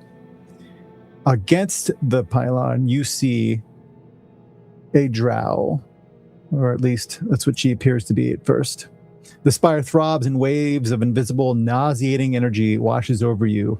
Your skin prickles and a phantom ache settles into your joints. I will show you who else you see here.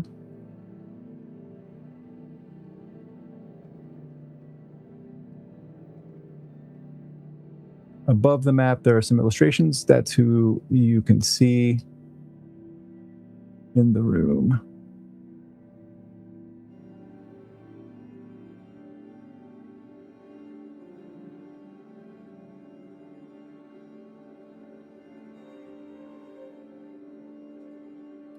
Well, that's unsettling. Right. Each of you give me a Constitution saving throw, please.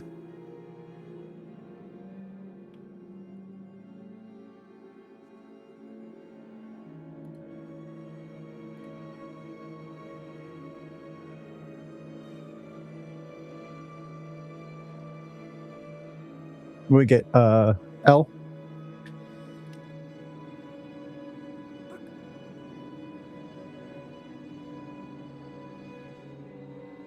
Dave, would you? Trying to find that right now. What we get, Lydian? 7. 7. No. Kindwin? 7.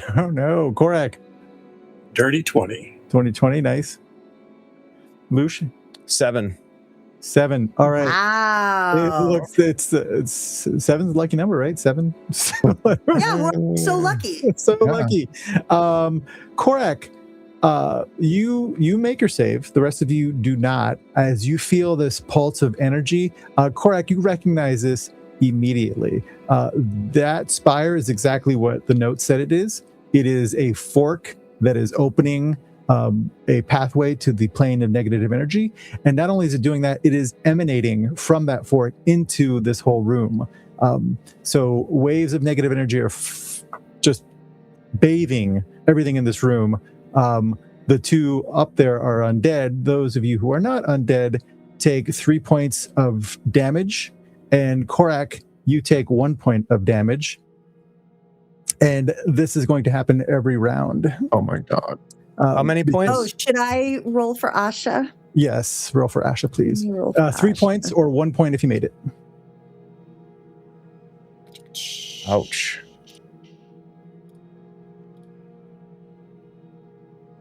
Asha got a nat 20, so Asha's Nice. She fine, which takes is the one- most important thing. She takes Yeah. you Kindwin, you note that Asha is not seeming affected by this. Amazing. And because you are a beastmaster, you know how to summon this creature of nature. You think that she's sort of like the opposite of what's happening here. She is like a creation. She is life. She's positive energy, basically, from Primal the material energy. plane, primal energy. She seems to sort of be, shaking this off, taking no damage from it. The rest of you, however, not so lucky. Go ahead and roll initiative, please. Do a little battle tracker. Oh, sure. Now I get a high roll.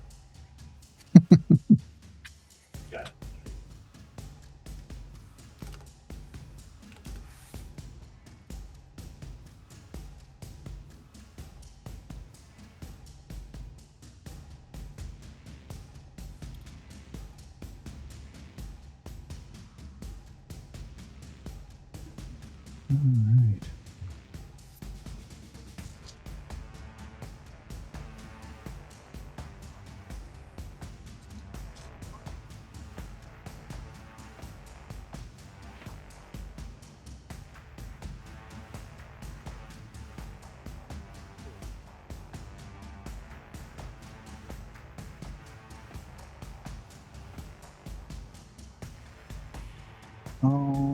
Alrighty.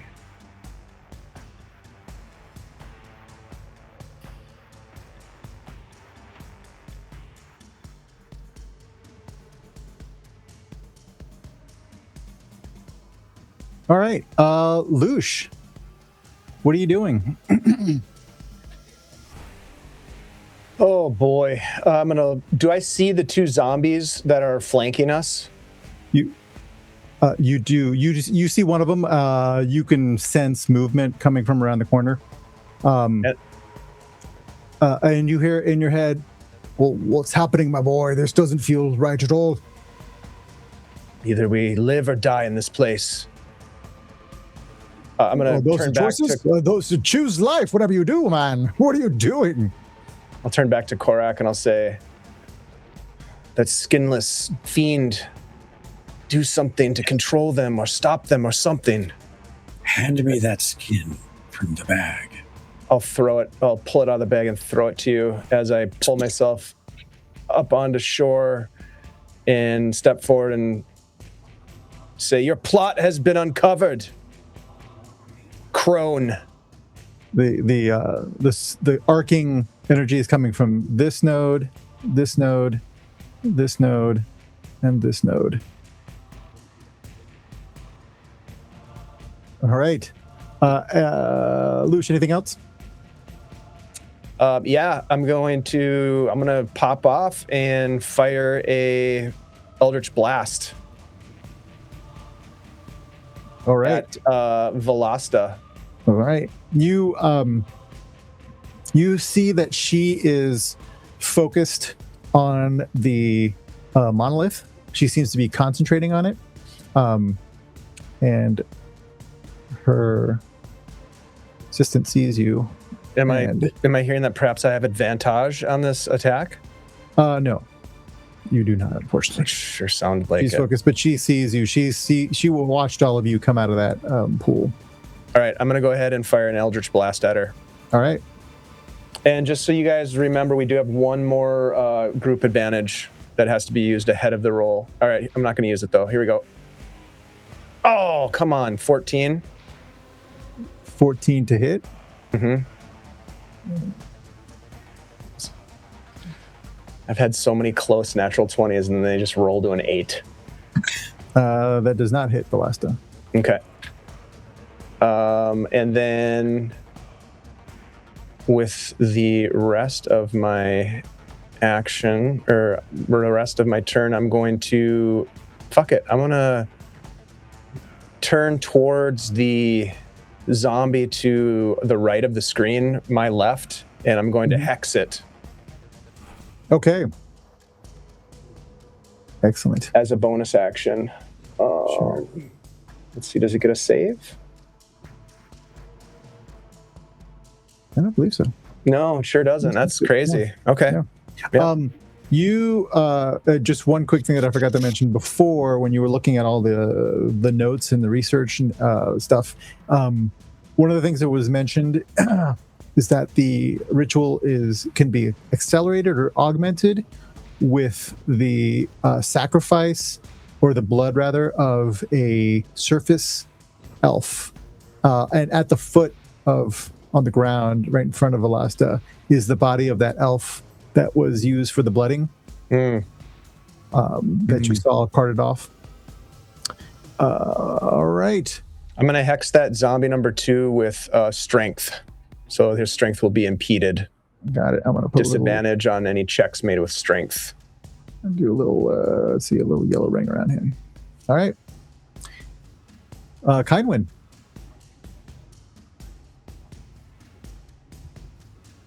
You're muted, Rouge.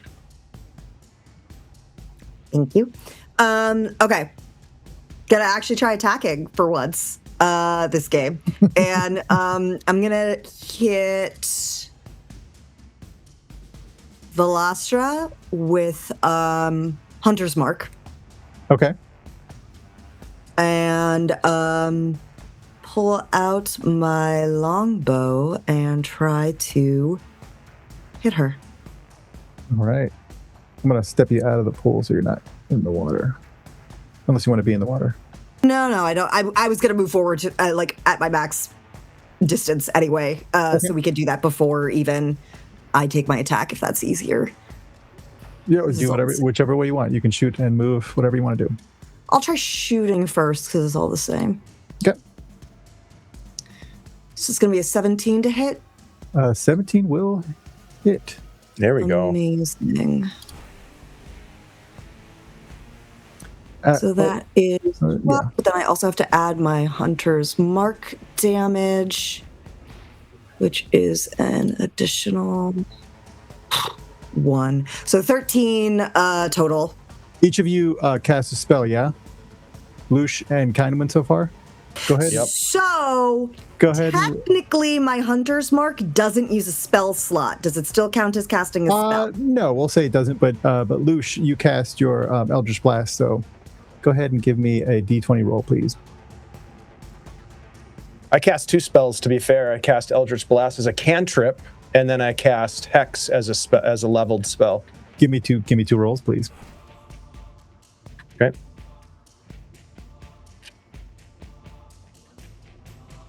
First one is a 7. Yeah. Second one is a 7. I've rolled a lot of 7s and 8s. Lots of 7s, Yeah. but no backlash. All right, you good. Sweet. All right. You shot at her for how much damage did you do? It was 13 all day. 13. All right. And then I will go ahead and move my... Focus. All right. Yep. We'll only move about 20 feet for now.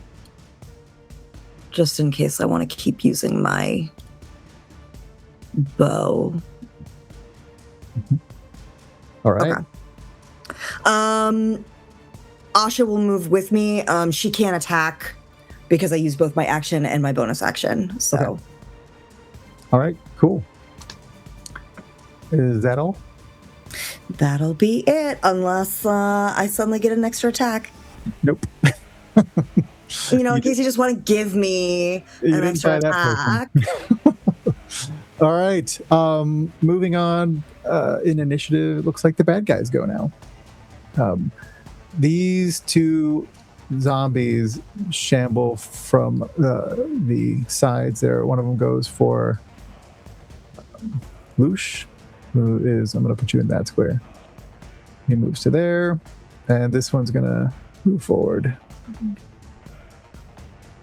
Going for Kindwin.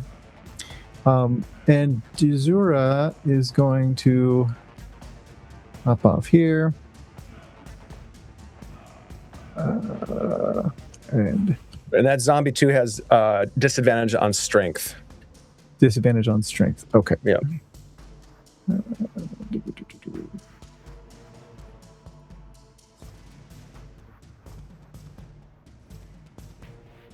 All right.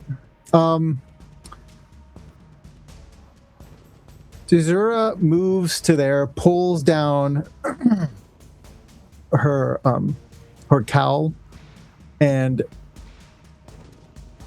spits at Lush. Spits a glob of acidic blood at you. Give me a dexterity saving throw, please. All right. 17. 17? All right, you only take 7 points of damage. As her glob of acidic spit hits you, splashes in the general area. And that's what she does. And then the zombie next to you, who looks... You've fought zombies before, perhaps? Mm-hmm. This thing looks energized from being where it is. But not energized enough to hit you, apparently. It only rolls 3, but it's making 2 slam attacks. 3 or 4. Okay. Yeah, it missed you. And then the other zombie who's got disadvantage on strength, going for Kindwing. All right, misses 1, but he does hit with 1. Kind of when this zombie comes up and slams you for some damage. 4 bludgeoning and 3 necrotic damage. Oof. All right. And Velasa continues to focus on this thing. She seems to sort of double down and looks like she's really focused on whatever she's doing. She's not saying anything. She's just sort of touching the tuning obelisk.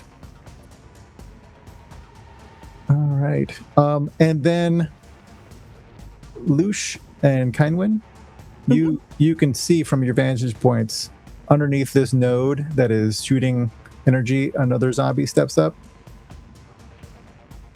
from the one on the left there. We've got company. All right. That was them. Korak, it is your go. Quick question. Are we on, is movement restricted? Rules is written, so a diagonal is, the first diagonal is free, but the next diagonals are 10 feet. Everything is just the squares. Okay, great. Yeah. Awesome. Right. I'm going to move up first. 10, 15, 20, 25, and strike that guy with my base. All right. And I'm going to say, help me defeat these lesser zombies, and I can do something about the one in the cowl. All right. And I'm going to strike. You're saying that to the zombie? No, I'm saying it to my allies. Oh, okay. Got it. 26 to hit. That'll hit. Zombie number 1. Hell yeah. Hold on. You notice the zombie is a Durgar who appears to have different body parts missing from it. Like, might have additional body parts missing if I hit it for 14 points. Nice.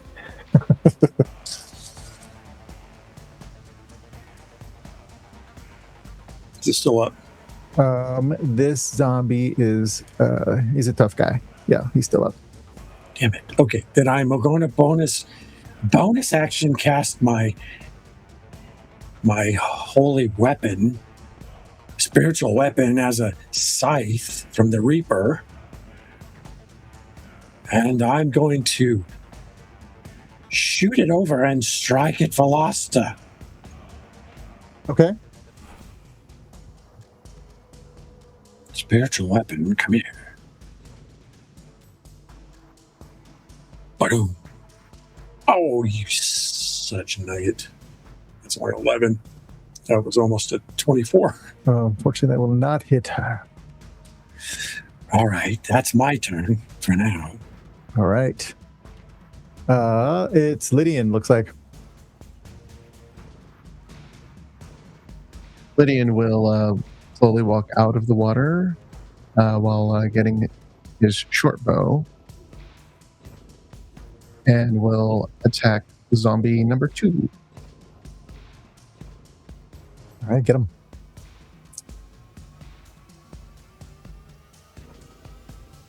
It was almost an 18. I miss. 6. 6. Unfortunately, they have low AC, but not that low. All right.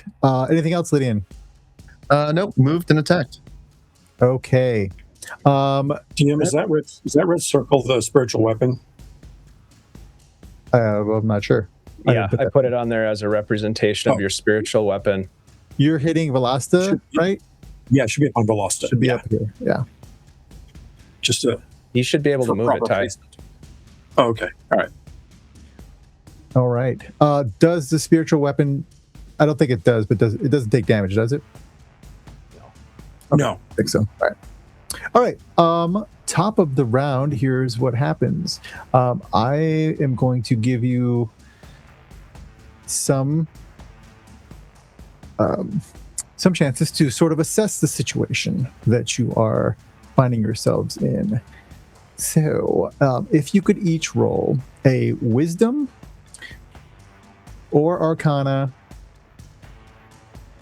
perception, arcana, and religion. Any of those three? Any of those 3. Or all of them if you want to.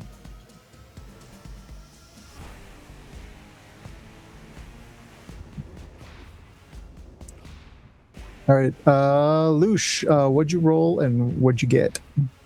Perception 16. Okay. And just roll perception? Yep. All right. You notice that the beams, that's sort of the crackling energy that's coming from the nodes, that is basically being sucked out of the nodes, is what is powering the spire, but you also notice that it seems to be unstable. It seems to be operating under immense pressure of some kind. You think that if those nodes were no longer emitting that energy, that the spire would cease to work. And where are the nodes located on the map? The 4 big clusters of right here, right here, right here, and right here. Okay. So the 4 big clusters of phasers crystals. Okay. All right. Lydian, what'd you roll? What'd you get? I got an 18 for arcana. All right.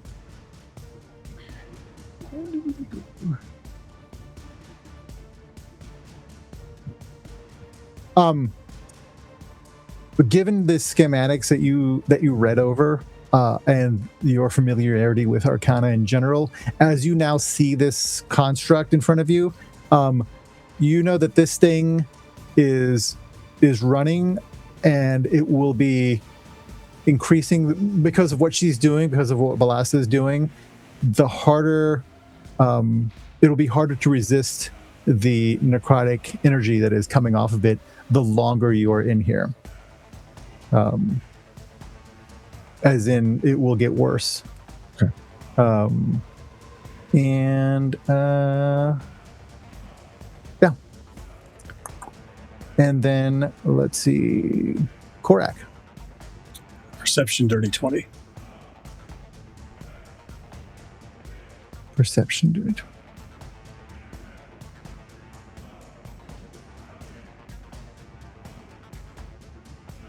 All right.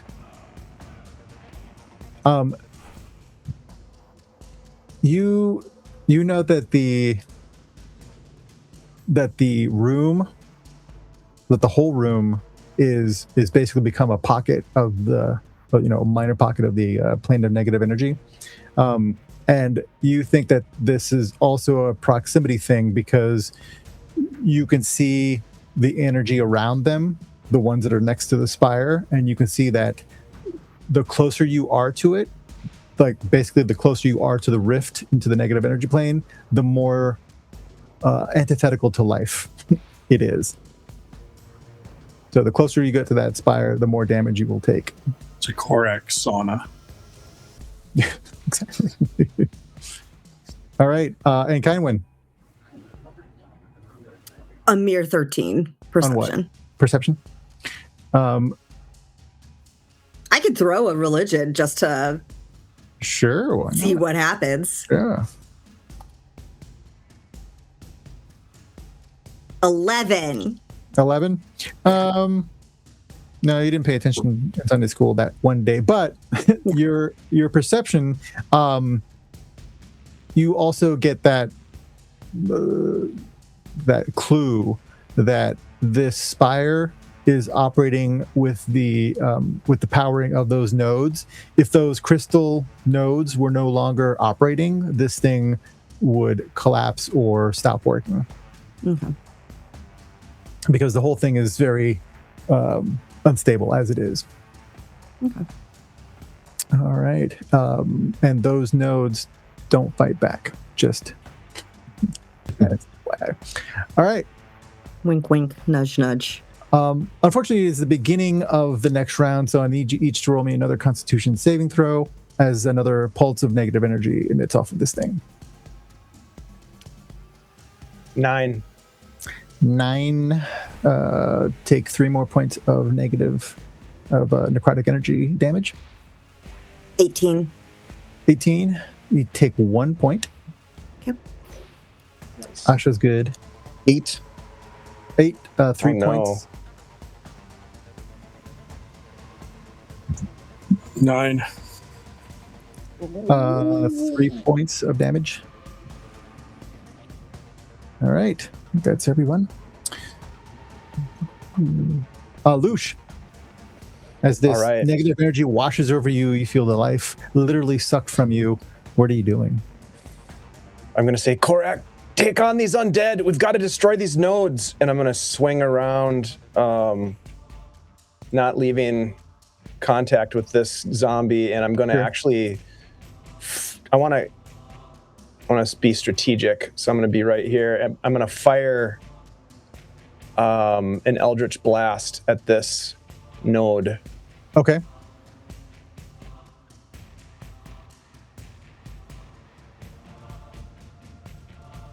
Dirty 20. Yeah, you hit.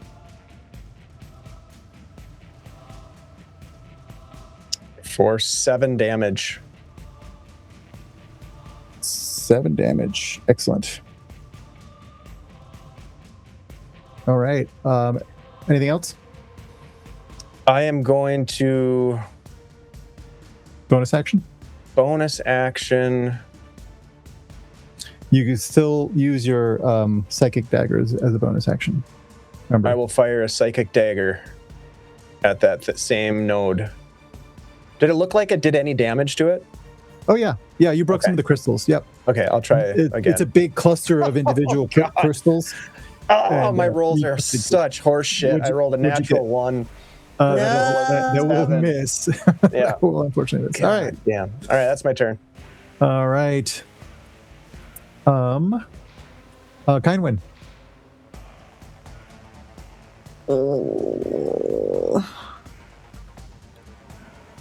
Fate is not on my side tonight. You hear in your head, no, my boy, your psychic daggers won't work against Crystal. Come on now. D&D rules, if I try to do a range attack while I've got someone in my melee range, it's like disadvantage, right? Yep. Okay. Yep. Okay. Up in your grill. Up in my grill. And switching weapons would take an action. Mm-hmm. Okay. Well, I don't like that at all. You could drop your weapon. We'll call it a manipulated object. You can just drop your weapon and draw the other one if you want to do that.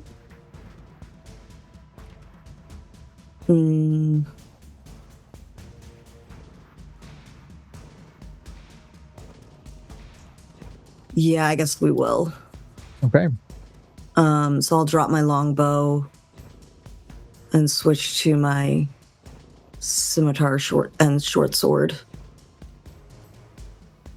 And All we right. will attack zombie number 2 here. So that's an 18. It will hit. Oh, Jesus, for 5. And an 18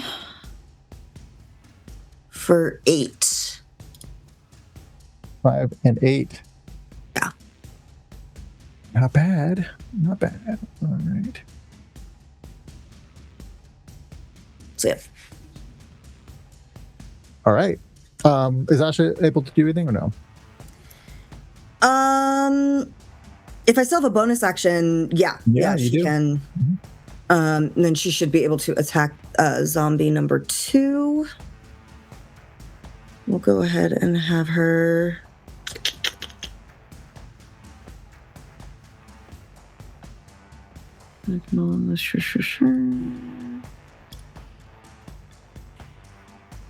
Eight to attack. All right. Unfortunately, that will not hit zombie number 2. You don't say. All right. thank Asha gives a half-hearted swipe. All right. She doesn't like dead things. She can't eat them after, so they're really not her favorite. All right. It's bad guys. Let's see.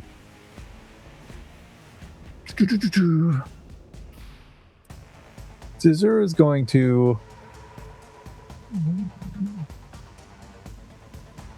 move to there, and she's going to. What you gonna do?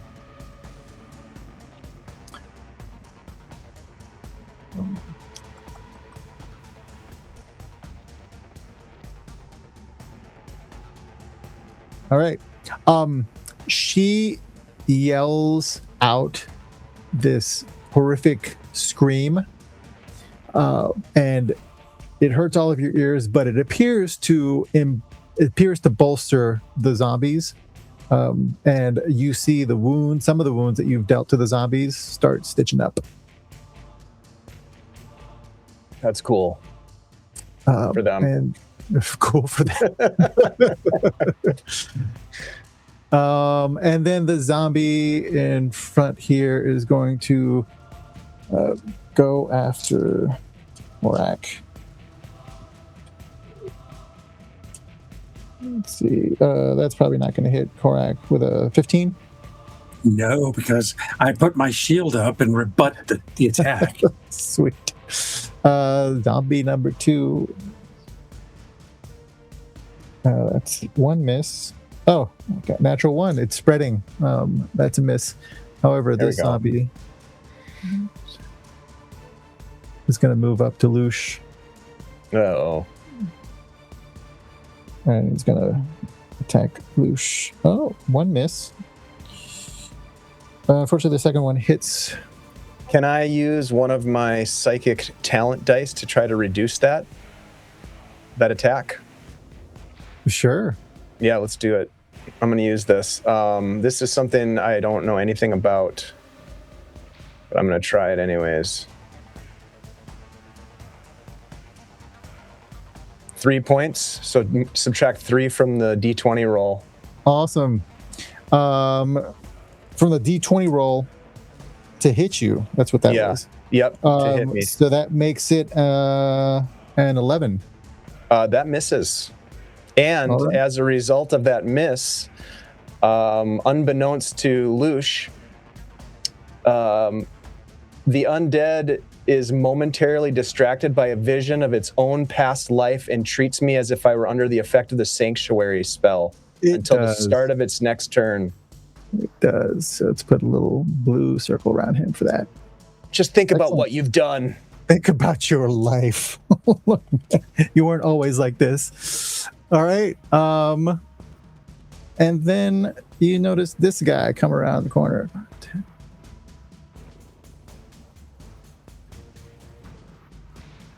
He moves to there. All right. She's still focused on that. She's done that. Bad guys have gone. Korak.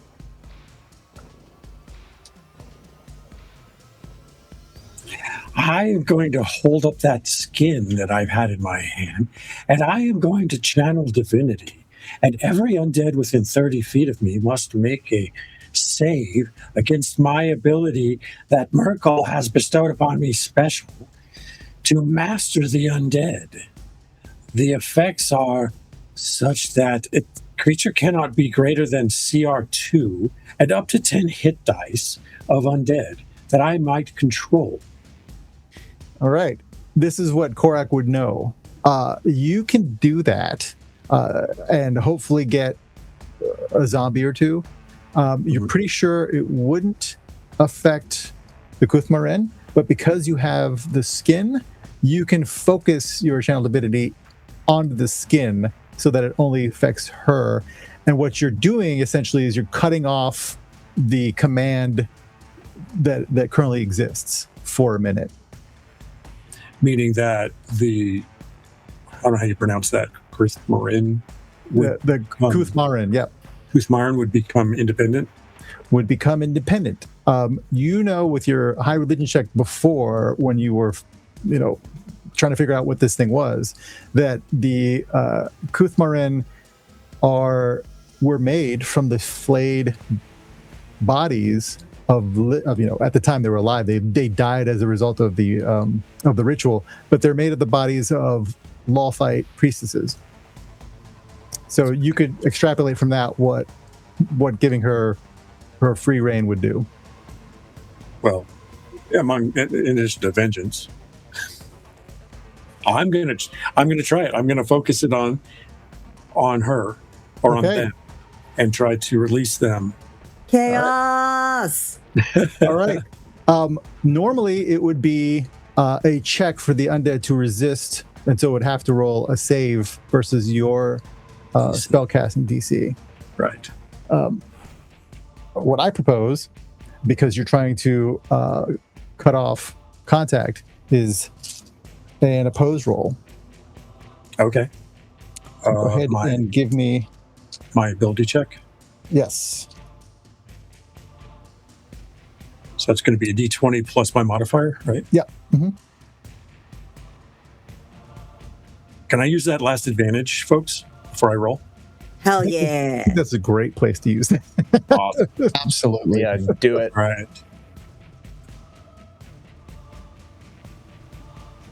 I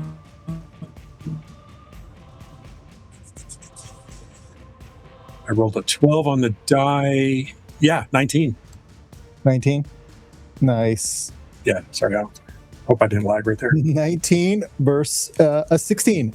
You cut off the connection between Velasta and this Kuthmaren, and you can tell immediately because her demeanor shifts and she looks over her shoulder at her former master, and she will do something on her turn. Anything else? Yes, I'm going to use my spiritual weapon. I'm going to bring it flying back to smack this zombie in front of me, hopefully. Okay. Spiritual weapon.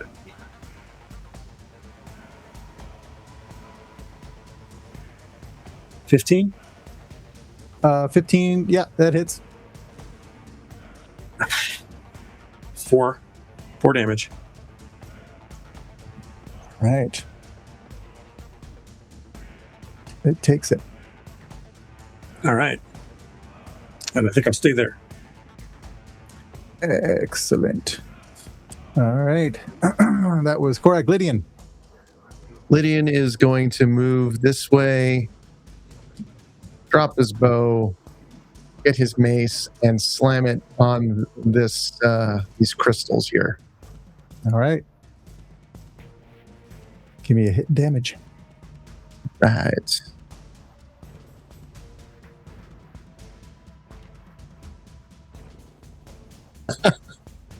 I'm gonna. I can't use lucky until I got to say it beforehand. So that would be a miss. I got botched. I got a 1. Oh no! Like, how did you swing and you completely miss the crystal and hit like one of the small rock nodes nearby? You look around. I don't think anybody saw it. You're good. Anything else, Lydian? Nope. That's a move and an action. All right.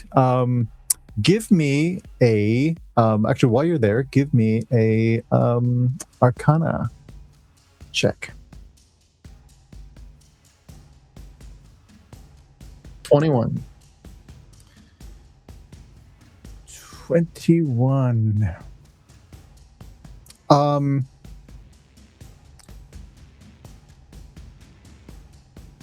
You think that upon looking at this thing and sort of taking in more of the scene and what's going on here, you think that you can possibly protect your friends using your bardic abilities. I was thinking about that. This spire is pulsing on a regular rhythm. Okay. And if you wanted to, you can use your cutting words to disrupt the pulse. Perfect. Well, in that case, I could use cutting words as a reaction. So. Yes, indeed. And it's right. Creature within 60 feet. So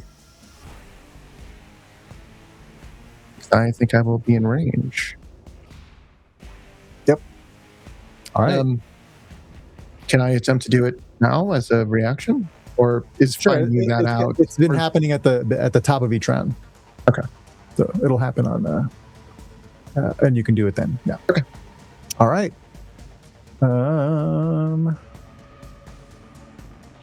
That was any. Oh, well, you are at the end of the round, so yes, you can do it now. Sorry, since it is the top of the round right now. All right. Well, I guess we'll use cutting words along with the rhythm of this cave, this dominion, and trying to stop it from happening. And let's see. Do I have to roll for this? That's a good question. No, I don't think so. Yes, I could expend. Oh, I expend 1 use of bardic inspiration. There you go. Yeah. Okay. So that's what I will be doing. All right. You expend a bardic inspiration. Basically, what that does is your companions make their save. So everybody just takes 1 point instead of possibly 3. At the top of this round, which happens right now. Thank you. Lydian, describe what you're doing to your companions. All right. Well, I guess he's by the crystals, and he slammed down and he turns around, and he would just let off this kind of he's testing how sound vibrates off these crystals and walls, and he's just going to do this elvish kind of this dirge wailing, what, to kind of and you understand there's a tuning fork action going on, so it is almost like he's sonically trying to resist the vibrations of the tuning fork and see if he can match the pitch because this is all waves, this is sound. So trying to match the pitch or make it get off key, but for like a moment, it feels like it like skips, and right as it would be affecting you. So he's just kind of like trying to make a glitch with using his own vibrations of his voice. Nice. You all notice Lydian singing for some reason in the corner there, but you immediately feel that the pulse seems to sort of be lessened as it hits you, right as and it seemed like he timed it just right, so he did it right when it happened. Well done, Lush. Is your go? Okay. I'm assuming that and maybe erroneously, but the zombie that is to the north of me is engaged with Korak and is not really engaged with me, correct? All right. Yep. So I am going to move away from this situation. Now, Zombie 4 could take an attack of opportunity, but in order to do that, they'd have to make a wisdom saving throw or a wisdom check against my spell save DC, which is 14. Wisdom save. He does not make that. Nope. Okay, so he does not make an attack at me because I'm protected by Sanctuary. Yep. And I am going to then move. I'm going to move past Derzura, and I'm going to say, "We are here to aid your vengeance." And then I'm going to come right next to them, turn, and I'm going to fire at zombie number 2, the one that's hexed, with a Eldritch Blast. Okay. As you say that to her, I'm going to give you this. She looks at you and points to the node that you just walked away from. Mm-hmm. I take the shot, dirty 20. Dirty 20. Yep. Mm-hmm. You're going for the node? Nope, I'm going for the zombie. And Going for the zombie. Yep. Okay. For 9 points of damage plus my hex damage, which is 3 more, so 12 points of damage. On which one again? The one that's hexed with the yellow circle. Number 2.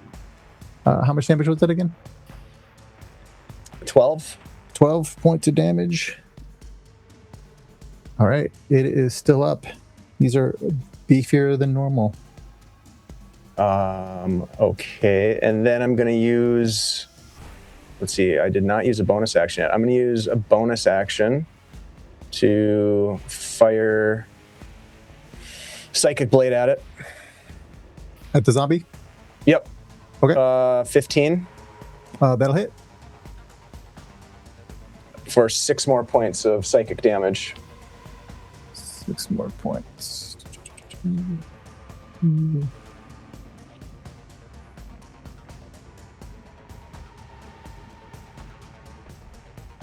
All right. It's still up. Okay, that's my turn. All right. Kindwin. Guess I'm attacking zombie number 2 in front of me. All right. Ta-ta-ta-ta-ta. So we've got an 18 to hit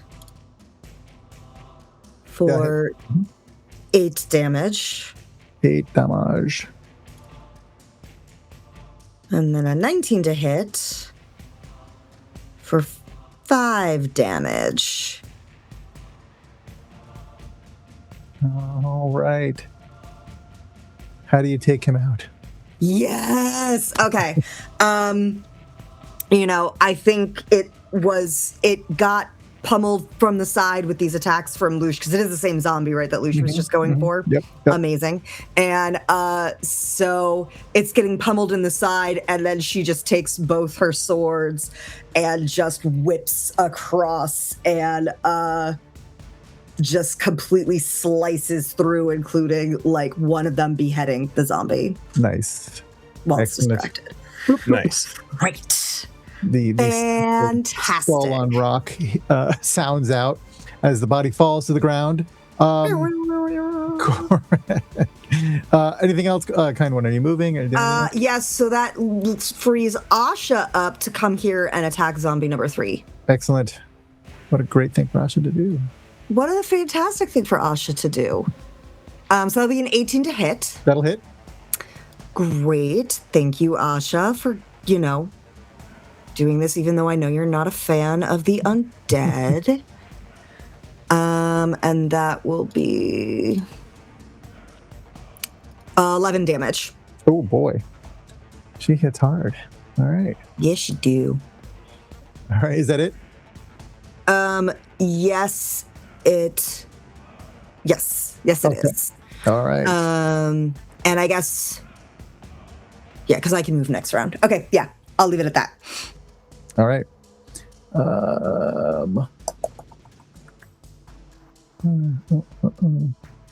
Okay. All right. You see Derzura. She looks back over her shoulder at Balasta, and then she makes her way here. And she begins destroying the node.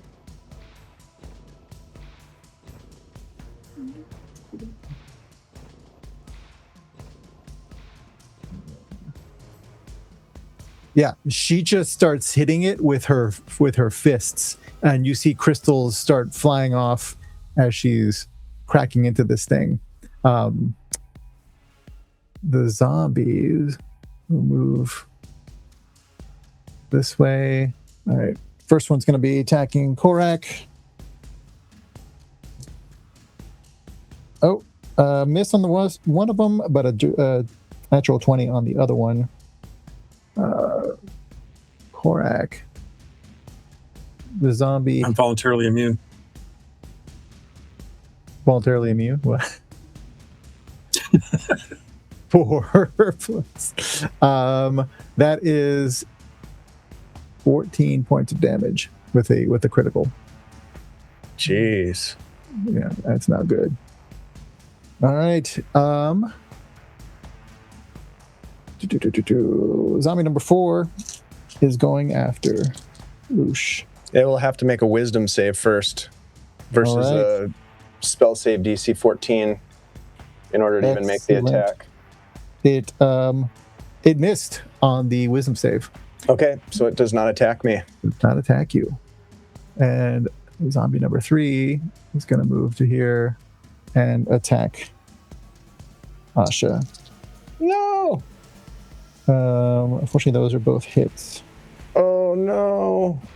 So that is Asha takes 7 plus 7, 14 points of damage. Asha has taken more damage than any of us, you guys. In this sorry, I was campaign. muted. That's actually more than Asha had left. Oh no! Asha only had 12 HP left. What Asha happens? Goes up. She poofs out. Well, she doesn't poof Yeah. because I have to touch her to bring her back. So, her body just falls. drops. No! I'll put her body there, and I will give her a little ring, a little black ring. Just a little. All right. Well, that's going to be my turn, so don't expect me to do anything else useful, guys, because I need to bring my kitty back. That's the problem with animal companions. They die. Okay, but Asha's worth it. Oh, she'll stick around. She's not going anywhere. I mean, you can bring her back into the fight, but I'm sure Niatha will pay good gold technically for her it has to be carcass. within the hour she dies. correct. But Yeah. obviously, I'm not going to wait an hour. What'd you say, Lush? Niatha would pay a pretty penny for her. Do not even. Right. And Scottish Latha- Jeff just came in with an advantage for each of us. Thank you, Jeff. Nice. Oh yeah. Nice. Palasta is still doing her thing up there. And the zombies have all gone. So it is Korak's turn. And All one right. extra for the pool. I'm going to use the spiritual weapon on this zombie that just hit me because I don't think that was very nice. And I swing back 12. Is 12 hit? 12 on this guy, unfortunately, does not hit. What? You think that they're a little beefier in this room. They're way I'm gonna beefy do in this something room. crazy. I'm going to shoot Dispel Magic at that tuning fork. Go ahead and roll me a religion or arcana check. Well, because I'm so good at either, I'm going to stick with the one that I'm just as bad at. And I go with religion. Where are you, religion? Ah. Hey, well, how about an 18? 18. All right. This is what you know with an 18. You could do a couple things in this room. You're taking in the situation and you're learning more as you go. You could disrupt. You're pretty sure the spell magic would not do anything to this thing if you directed it at the spire. However, what you could do is use a channel divinity to interrupt the node near you. Ooh. That's sexy. Because what's happening is it's sort of a feedback. It's gaining energy from these things, but it's also feeding back negative energy into the nodes to spread basically throughout this region. Okay. I'll do that. All right. Do I need an ability check or is it work? It works. You basically the ground around you is the equivalent of like a hallowed, just in the immediate area around you, and it looks like the crystals sort of dim when you do so, and you're interrupting the flow. All right. Anything else, Korak? No, I just need to not take another critical. That'd be a good thing. Lydian. Lydian will cast invisibility. Okay. Do I need to roll anything because of the negative energy in this room? No, but you need to roll for the just the phasers effects. Ah, yes, that's Constitution. D20. 10. 10. All right. No effect. All right. So you can cast your spell. All right. So he's going to cast invisibility, and then he is going to start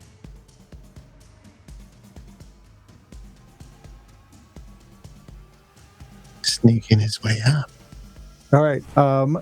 Give me a intelligence check real quick. I'm about to do something dumb. Hell yeah. Get done with it. 13.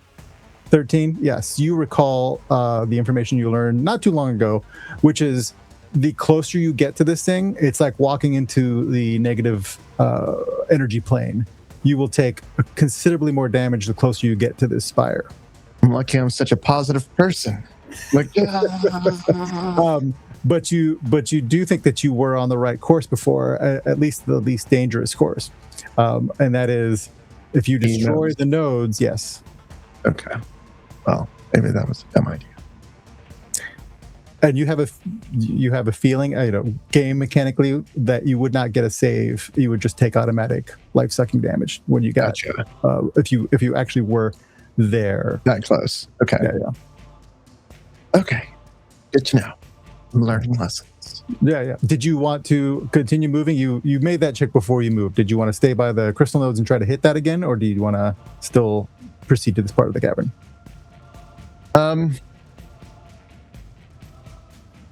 He's contemplating. It looks like Korak has interrupted one of them. It looks like the crackling energy between the spire and that node that Korak is by seems to have dimmed considerably. Okay. Well, and you see an effect happening on the spire itself when he did that. It seems like you can see. Go ahead and give me a perception check, actually.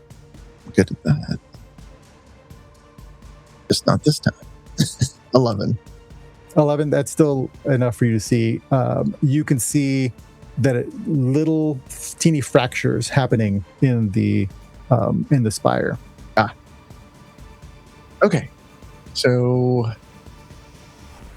knowing this, it's probably safer for me to stay away. So, I will still stay invisible.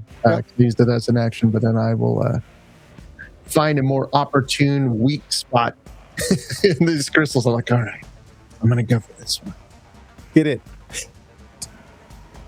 Let's see here.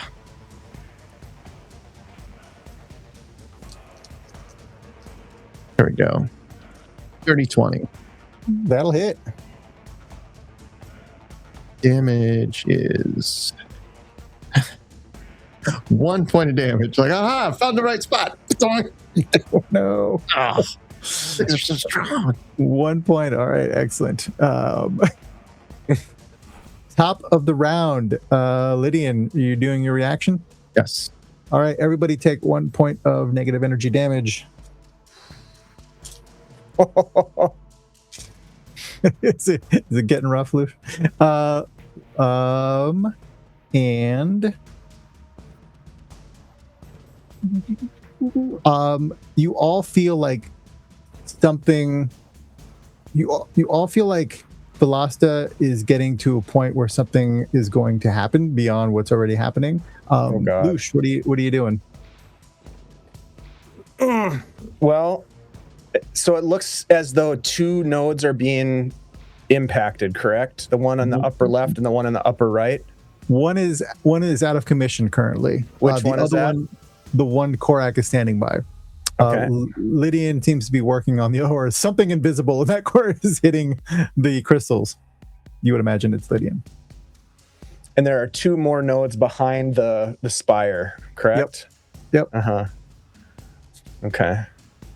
And that close to where you are in the spire, you feel like if you got any closer, you could just feel the negative energy just right at the periphery of where you're standing.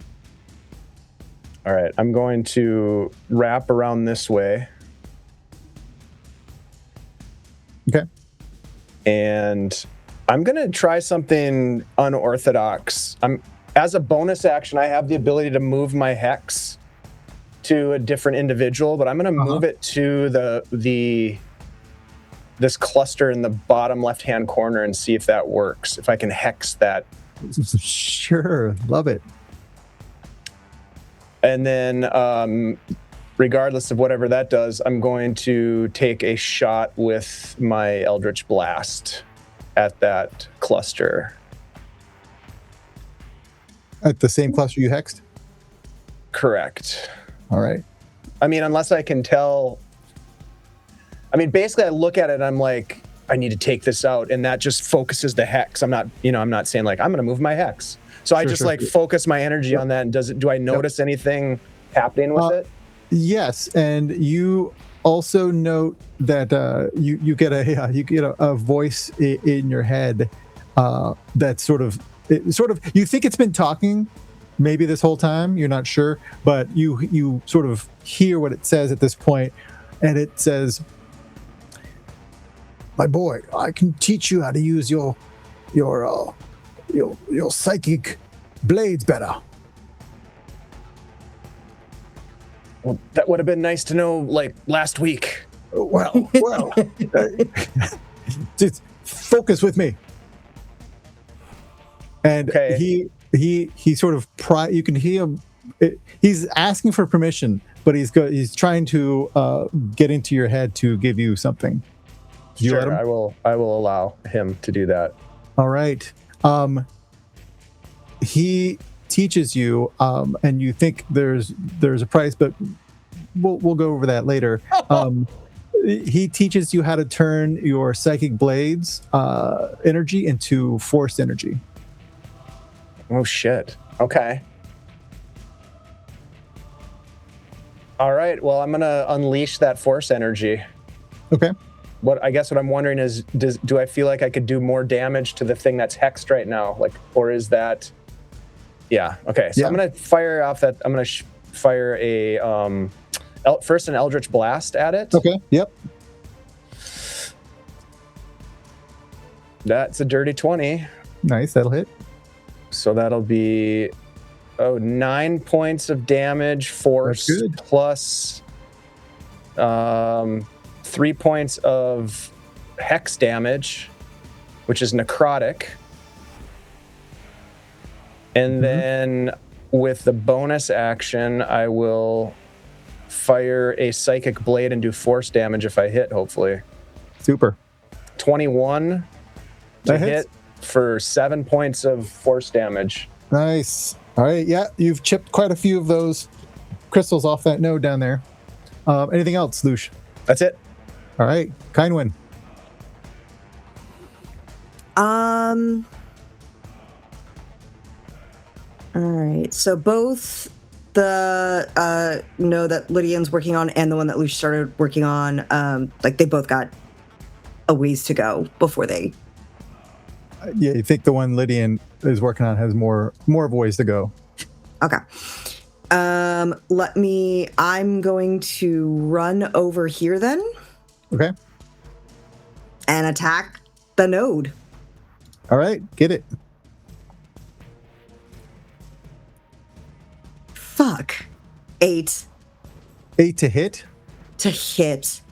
Okay, and that will not hit, unfortunately. All right, second one though will be let's remember Jeff gave us stuff, right? Yes. We've got some in the pool. It's like, ow, you hit me. But second one is 22 to hit. That hits, yep. So that'll be 9 damage with the short sword. All right. Excellent. So I swing with my scimitar and it just like chips and doesn't quite actually get purchased, and then like bring around with the second arm with the short sword, and that one Slam. Very nice. Slams into it with a bit more force. Excellent. Yep. You've gotten a good chunk out of that node. Yep. Ash is gonna just keep attacking this zombie over here. Excellent. Did you wake her up?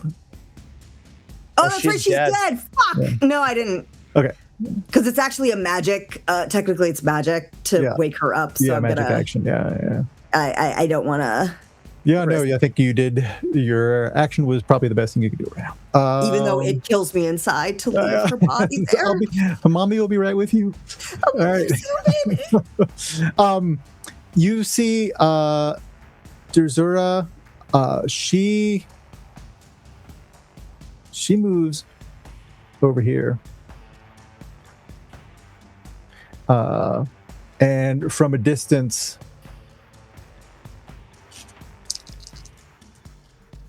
no, she'll move all the way to it.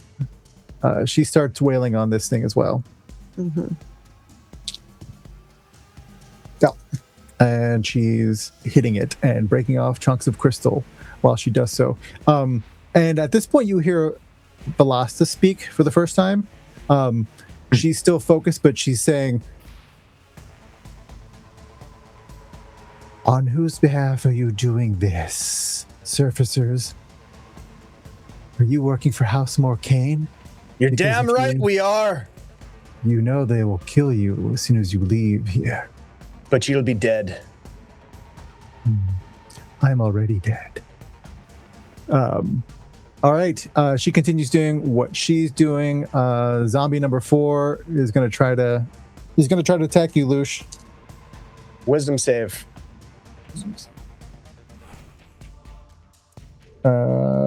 That is only an 11. Does not attack me. All right. This one is going to move here. Korak, you just look over and you see this zombie just kind of like hanging out next to me. Just chilling. So strange. Zombie number 3 is moving over to Kindwin and is going to attack for 15. That's their attack roll? Yeah. Does not hit. All right, and the other one does not either because it is lower than 15. Zombie number 1 is going to try to attack Korak. That is an 18 on one of the die and a 6 on the other. No. 7 points of damage, Korak, with the 1 hit. The other one misses you. 18 does not hit me. No, you rolled an 18 on the die, so it's a total of 22. Always give me the total. We had my hopes up there for a minute. But the other slam does not hit you. Just the way you like deflated. All right, but now it is your turn, Korak. God dang it. Okay, well, I have to do something. I have to heal myself. Okay. I'm going to heal myself at, oh shoot, I guess just first level, as much as I'd rather. I'm going to give myself false life. Okay. First level. That seems That would give appropriate. me 9 points back. Give me a roll in the D20.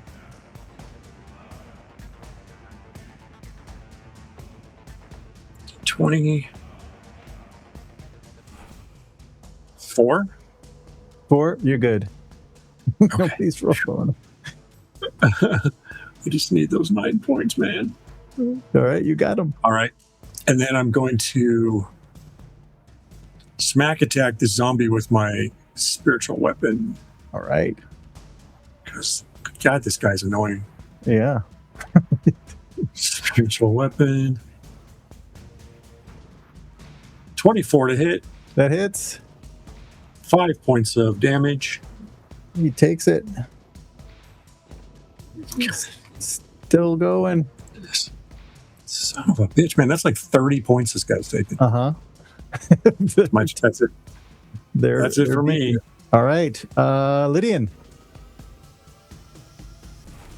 Just bringing it up and just gonna hit it. Just gonna flail away. We got to destroy this thing. We're running out of time. I'm gonna use one of my party advantage from Jeff. No. I forgot to click on the advantage tone. Oh, thank goodness! That advantage gave me a nat 20. Nice. Thanks, Jeff. That's a crit. So go ahead and roll your damage and double it.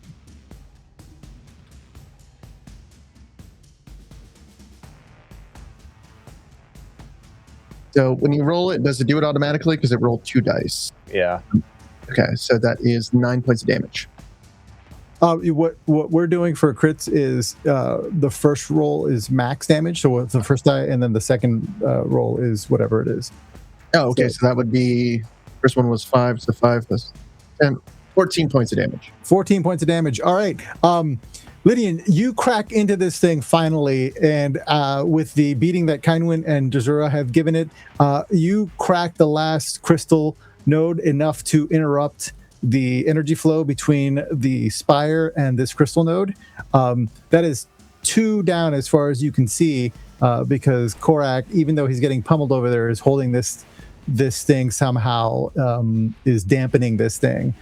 So it looks like 2 of the energy sources have been put out of commission so far. Anything else from Lydian? Well, obviously, he'll probably move. So the other 2 are the ones down here, like way past it. I'm sorry? Are the other 2 the ones below? Yes, correct. Okay, well then he's going to start heading that way. All right. Excellent. Top of the round, Lydian, you counter the pulse. Yeah, this will be my last one I can do. All right. Last time, everybody takes 1 point of damage from the negative energy as it pulses out from the spire. It looks, as you get to there, Lydian, you walk, you sort of can't help but glance over. You see the spire starting to shake very, very, almost imperceptibly, but you can see it like vibrating. All right. Lush. Well, all right, I am going to fire a Eldritch Blast at that same node. I'm going to use my advantage from Scottish Jeff. Do it up. Come on.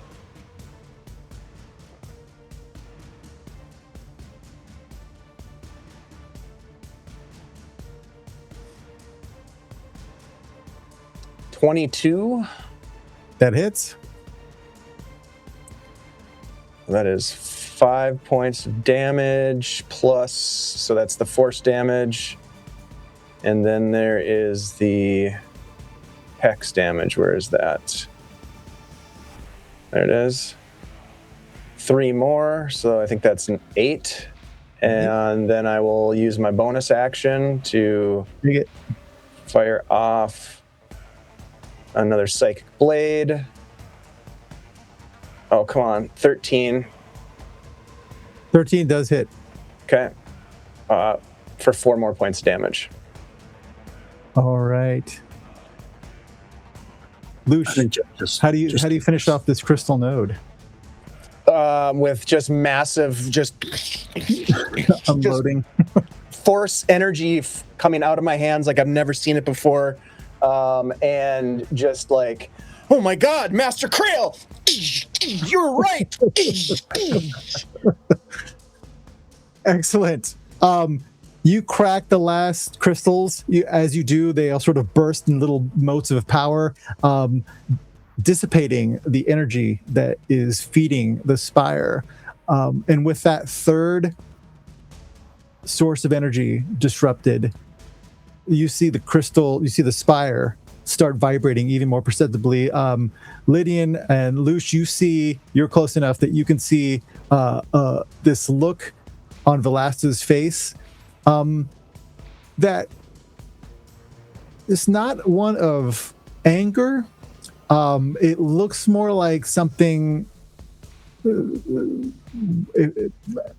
like you're trying a task and you've tried it before and you failed it, and you're sort of resigned to the fact that you're just going to have to start over.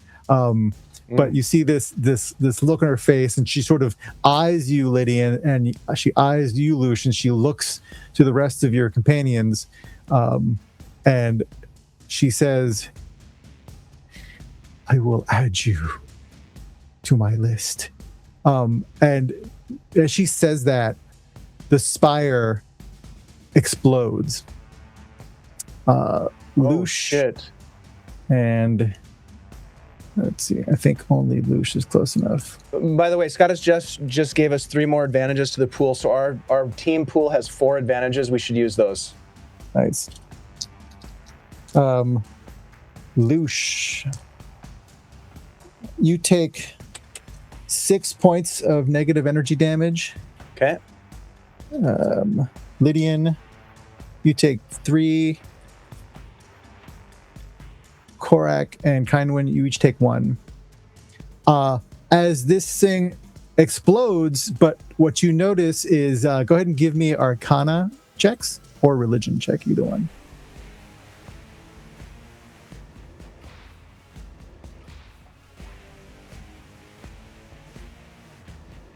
"13 Arcana." Right. 11 Arcana. No. 8 religion. 8 Religion. Lush? No. No, it's not. Somehow Kindwin knows what has happened here. Kindwin, you note that the spire exploded and then it sort of sucked in on itself. What you're watching right here is the negative energy plane sort of sucking everything in the vicinity into it. And it explodes in this flash of basically black light, and then when it stops, she's no longer there. Velasta is gone. You're pretty sure you saw basically a rift seal up and close. And when that happens, these zombies drop to the ground. Thank God. First thing I do is run over and bring Asha back. Asha comes back. She's got a little... Yeah. All right. And you're standing next to this. If you look at the very top there, the figure on the left, you're standing next to this fleshless, wrapped former drow priestess of Lolth, who's eyeing you with her lidless Technically, eyes. I'm standing over here. Yeah, she's like watching her. Somehow she's right next to you again. She just like followed me. Cool. Not creepy at all. No, we're just friends. We're buds. She's looking at all of you, and she walks over to Korak. Are we still in an initiative order? If you want to be. But she doesn't seem to have hostile intentions. So you can be at ease if you want. I'm gonna go ahead and make a death save. Okay, excellent.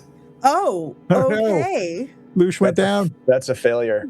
Oh no! How many times are you going to die, Lush? If I realize Lucius dropped, I'll go over here and I'll cast Cure.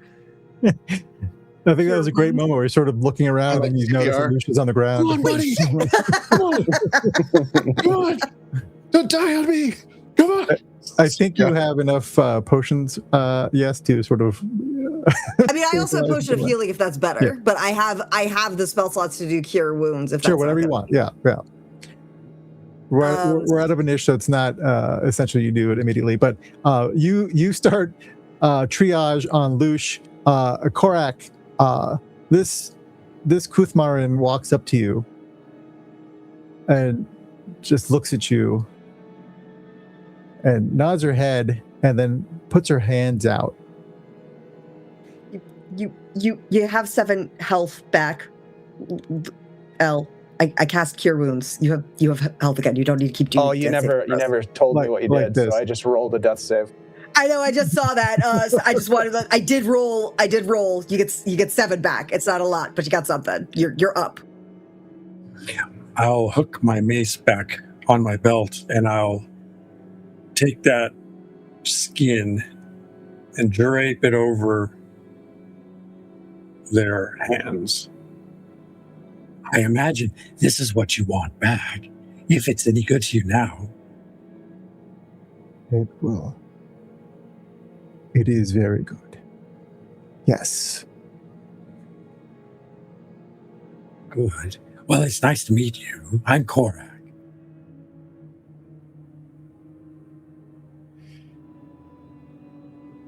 Why?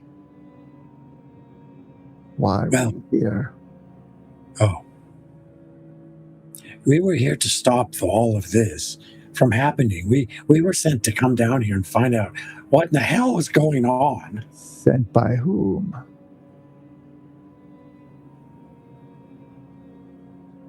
All of a sudden, her name just fell out of my mind. Ballistra is the one you know, whether you're keeping that from her on purpose or not, but Ballistra is her name. No, I'm not keeping it from her. Melistra sent us to stop what was going on with the Revenant. She looks back to where the spire used to be and where her master used to be. Says,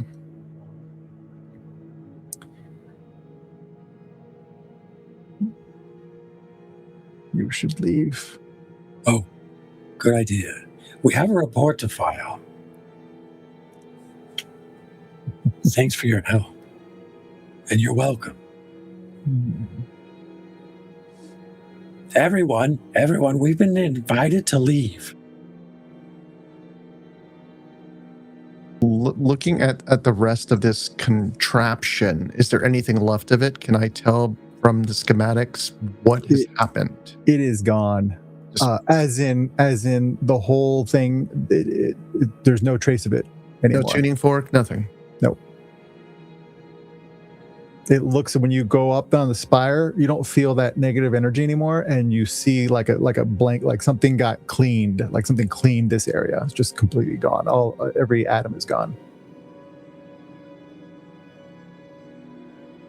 Well, what proof did we have? I guess that we completed our mission. I guess. I don't think we did complete our mission. I agree. Oh, Elle, are you hurt? Yes.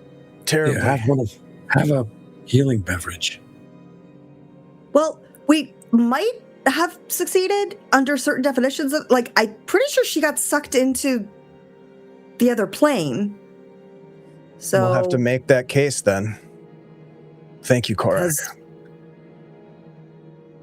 I mean, she's not here to cause trouble, so we got rid of her in some sense.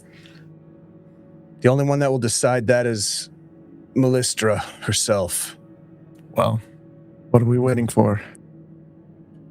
Let's get the hell out of here, Lydian. Help me. Here, I got you. Here, take some potion. Speaking of potion, how are we doing on our water breathing?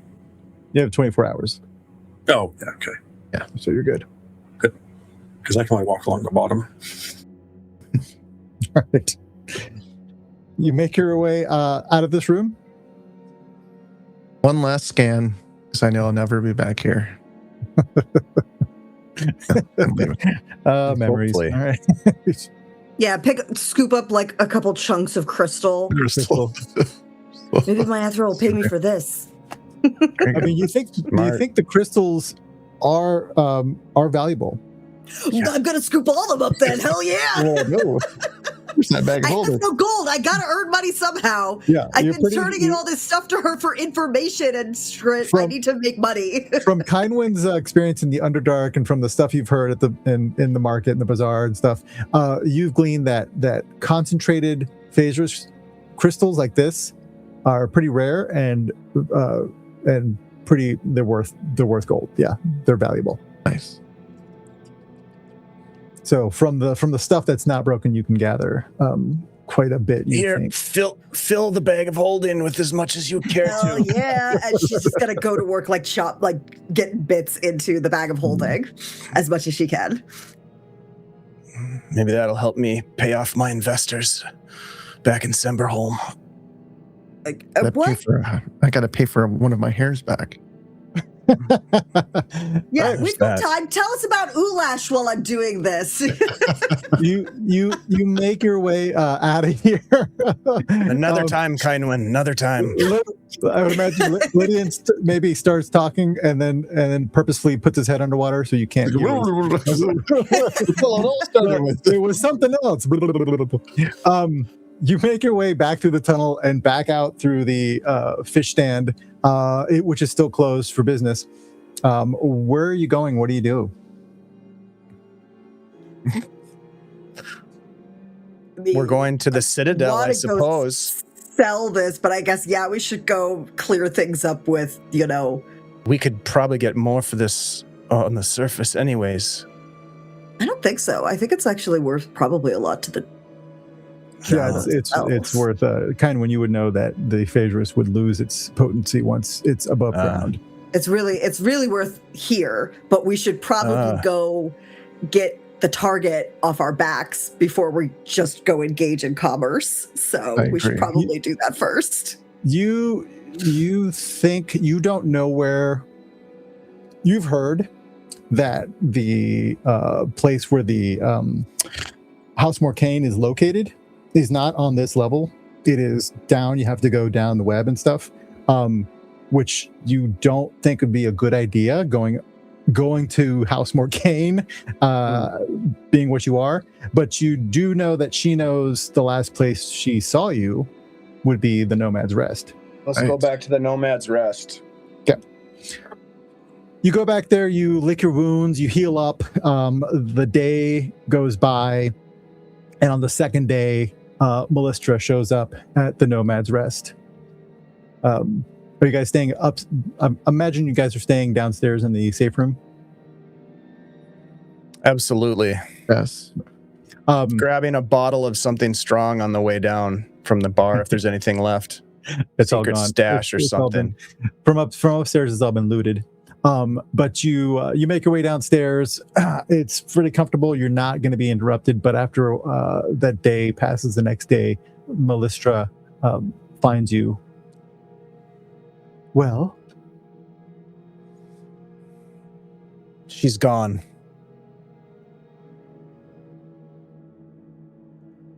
She's no longer a threat to you. He says, very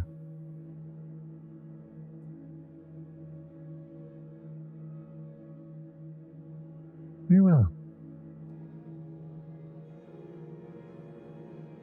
And she takes reaches into her pack and throws a fish on the ground.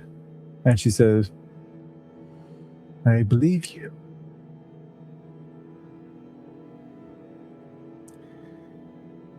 You may go.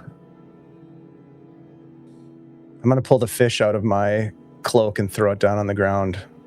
Mm-hmm. Then our deal here is done. It is. What will you do now? My business is my own. Do not discuss such things with the Idlith.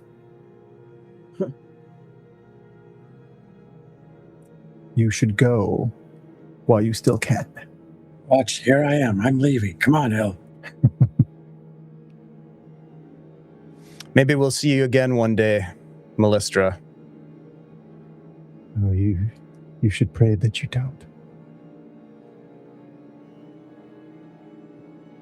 And you make your way out of the Nomad's Rest.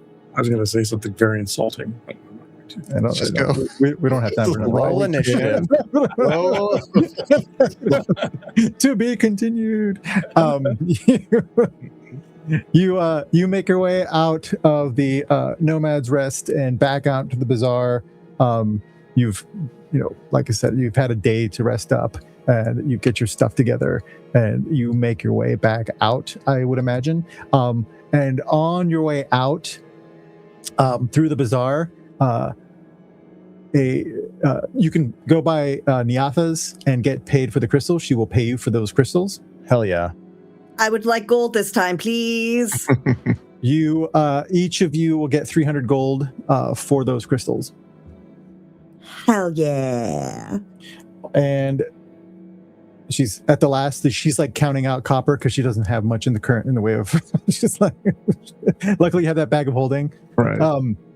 And you say goodbyes, and she tells you, you still owe me. Be sure to visit soon. I have much I need accomplished. You think you'd ever visit Topside? Maybe we can meet you there. And... There'll be some time, but yes, I'd be happy to meet you. I know I owe you dinner, but we were told right now, so I'll be sure to get back on that as well. I look forward to delicacies you might prepare. And on your way out of the cavern, the large cavern, you catch, your eyes drift over and you catch sight of a figure that is completely clad from head to toe. And she looks up in your direction, or sort of walks past you in the bazaar. And you're pretty sure it's Jazara. And she just walks past you. She sort of nods very faintly and continues walking past you. And with Kindwind's expert tracking and guiding services, you're able to make your way back to the surface of the Dalelands, seeing the sun once again, and debriefing back in Shatterdale. And that is where we will end this chapter of this party's adventures. Whoa. I cannot believe that we didn't die. Almost. Oh my God, yeah. Those zombies were tough. That whole encounter was brutal. Very, very cool. Thank you so much, Jose. That was great. Thank you guys for a fun session. We ran a little late, but it was well worth it. So thank you. That was great. Finale. Yeah, they always run a little long, and that's okay. Let's go around the table and say some goodbyes. We'll follow suit, and we'll start with Rouge. Hello, I am Rouge. I've been Kindwen Softfall for this evening, the Ranger Guide, and I don't do much on the internet, but if you want to follow me on my socials, we're coming up on the time of year when I do fundraising for Extra Life, and you can follow me mostly on Instagram, and I post when I'm fundraising there, and you can donate, and I will make funny videos for you, mostly of me suffering, because that's what pays the bills. So for the children. So that's about all I've got going on these days, and it's been so much fun to join everybody here for this, and hopefully I'll be back on the channel sometime in the future. Hell yeah, you will. Thank you so much, Rouge. It's always a pleasure playing with you. Let's jump next to Adrian. Adrian, thank you so much for being part of this one. It's great to have you back. Yeah, thanks for having me. It's really, really nice to be back and play with all of you people. So much fun today. You can catch me on the internet. So I'm all over different socials under the handle Sly Sparrow. I'm always I'm always doing some sort of a event or some sort of a production of some sort. But every now and then I get a chance to sneak away and have so much fun with a bunch of great storytellers like you all.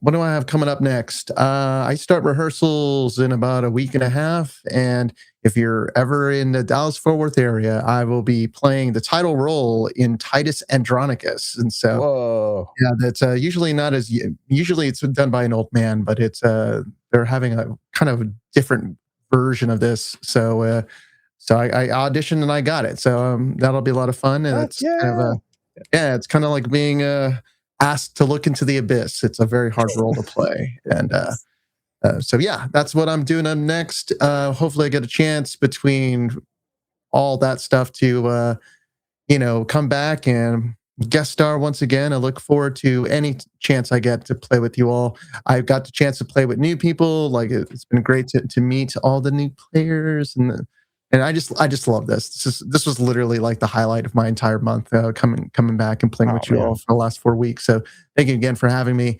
I look forward to our next adventure. Thank you so much, Adrian. It's great to play games with you always. Also a fantastic friend to play games with, Dungeon Mr. Ty. Korak is a crowd pleaser and such a romancer. Who knew? Who knew? Just wait till you die. Yeah, and I've enjoyed playing. I love my clerics when it comes to this genre of gaming. And but speaking of genres of gaming, I am also the creator of New of Arden, which is an Earthpunk fantasy, which is quite different from the. Thank you very much. Look at that. Look at that logo designed by Jose Ortiz. It's even on T-shirts. Yeah. Oh wow, there it is. Nice. Beautiful. Oh, that's just. I just didn't notice that until just now. Yeah. Hello. I was Korak here for this series, reprising Korak from the last series that we did in the Dalelands. And so maybe we'll see Korak again sometime. In addition to what's going on at Adventure Slaying, which is much stuff. Oh, goodness. I am going to be at Folk and Myth for a long-form series in the fall. Based on the Dragonbane system, but it's an original setting by Bleak Season. It is a gothic, what did he call it? He called it industrial gothic fantasy setting. I'm playing an Eldrin, which is a fae, a very creepy kind of creature. Let's see, there's also, I'm sure Dave will talk about Troll Lord games going on, what we're doing with Grace pretty soon. Go ahead. Yeah, we're going to do Blood and Briar, the original official adventure written by Grace Karras from Troll Lord Games. We're going to be venturing into that run under Grace's guidance with the full cast from Kozlov's Mummy. So if you saw that, we're all reuniting for that. There's so much stuff. Dave, you're probably going to have to just do your recap because I can't keep track of it all myself. I got you. But you can check out the stuff at adventureslang.com. Join the newsletter if you want to see what's going on, even behind the scenes kinds of stuff. And there are more announcements coming soon. So hang with us and I'll be back. Thank you, buddy. Thank you, Ty, very much. Jose, my gosh, what can I say? You have crafted another ridiculously crazy and fun adventure in the Dalelands. So much intrigue, and I got to say that not only was that final encounter like just epic in the different things that could happen to affect what was happening with the scene. Like there were so many great ways to impact the outcomes. But the world that you created, like the paint that you put on the Underdark, this version, your version of the Underdark was amazing. So thank you for crafting such great visuals in my head and terrifying. Much more terrifying of an Underdark than I've seen in other games. So well done, sir. Really appreciate it. And I really appreciate you. That art was ridiculously good. So creepy, dude. Those last portraits that we shared at the end there, holy shit. Yeah, great stuff. Thank you so much. Thank you for the kind words, man. I did my job. You guys made it a joy. It's always fun to play with you guys. It was fun introducing you to Zith Morcaine and this part of the Underdark. I am I'm working on the Realmsbound project. As if you guys have ever looked at a map of the Forgotten Realms and seen the Dalelands and been like, what's going on there? We're writing a whole book, 4 books, all about them. It's going to be all about what's happening up top, what's happening below, written by a team of veteran authors, illustrated by myself and a team of really talented illustrators, and with Ed Greenwood. He's working on stuff for it as well. So it's a big collaboration. Everything gets passed by Ed to make sure it matches what the realm should be. So it's going to be good. That should be coming out next month, hopefully. And at least the first book, and then 3 books to follow that, one of which contains information about Zithmor Kane. Not as extensive as what we've explored here. But there might be some DLC later on about Zithmor Kane that sort of accompanies those books. We're still working on the details on that. But this was a blast, guys. Thank you for playing. Thank you for coming into the Underdark with me. And I can't wait to do it again. I'm sure there's so many more things to be discovered down there. I have so much material, so I'd be happy to take you guys down here again and torture you a little more. Yes, please. Yes, Daddy, please. That was great. I don't know if anybody else besides Rouge caught it, but I didn't realize that I got healed, and I rolled that second death save, and I rolled a natural 1.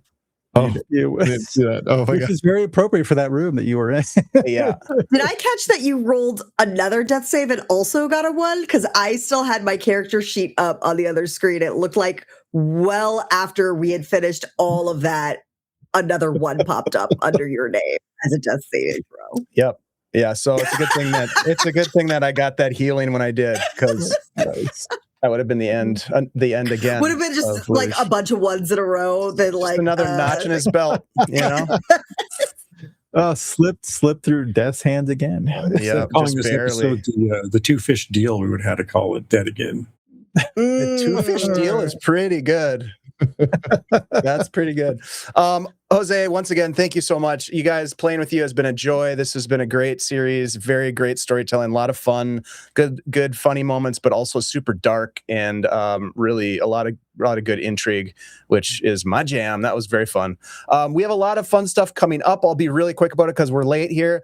We have on this Saturday, I'm running a game for Shiv's birthday, Really Yay Watch, which is a mashup of Baywatch and Call of Cthulhu. It's going to be a fun one-shot on Saturday evening. Next Thursday, we'll be launching into a 4-part Dark Space series called The Salvage Rights with myself behind the GM screen. And Jose will be playing in that alongside of Justin, Estrada, Spunky Taylor, and Meadow, the GM. We have a 3-part Pale Road game run by Shiv in August. That is a D&D game set in Svelin, which is a Norse mythology-inspired Dungeons & Dragons setting, which is really cool. We played a Svelin campaign way back in the beginning of Guild Superior, long, long ago, 6 years ago, when we first started streaming it anyhow. Then in September, Dungeon Mr. Ty is going to be firing up a new story in the world of Nuvarn called Preservers of the Veil, and that's going to have myself, Penborough, Grace, Kateria, and Alan Henry, amongst probably some others as well. As that story unfolds, it will continue on into the new year as well, as I believe. We've also got a 3-part Eat the Reich game that's going to be run in October on Friday nights by Kiwi Josh, and Ty's going to be in that, as well as Tot and LB Hack 'em Up. So that's going to be crazy, dark, and brutal. And then we've got 2 things that haven't been scheduled yet, but are on the list here. Twilight 2000 series that Ty is going to run at some point. I don't know, Ty, when you're going to find the time to do all this. And then Jose is going to run a Conan game, which I am very excited about, Jose. So that is coming up too. That's a lot. And it's because we love doing this stuff. That's why we keep doing it. It's very, very fun. Thank you to everyone who's been hanging out with us during all these games, and all the great players and GMs that have contributed to an amazing summer of storytelling here at Guild Superior. Really appreciate you all. And with that said, we will say goodbye, and we'll see you on Saturday for Shiv's birthday party. Take it easy, everybody. Love you all.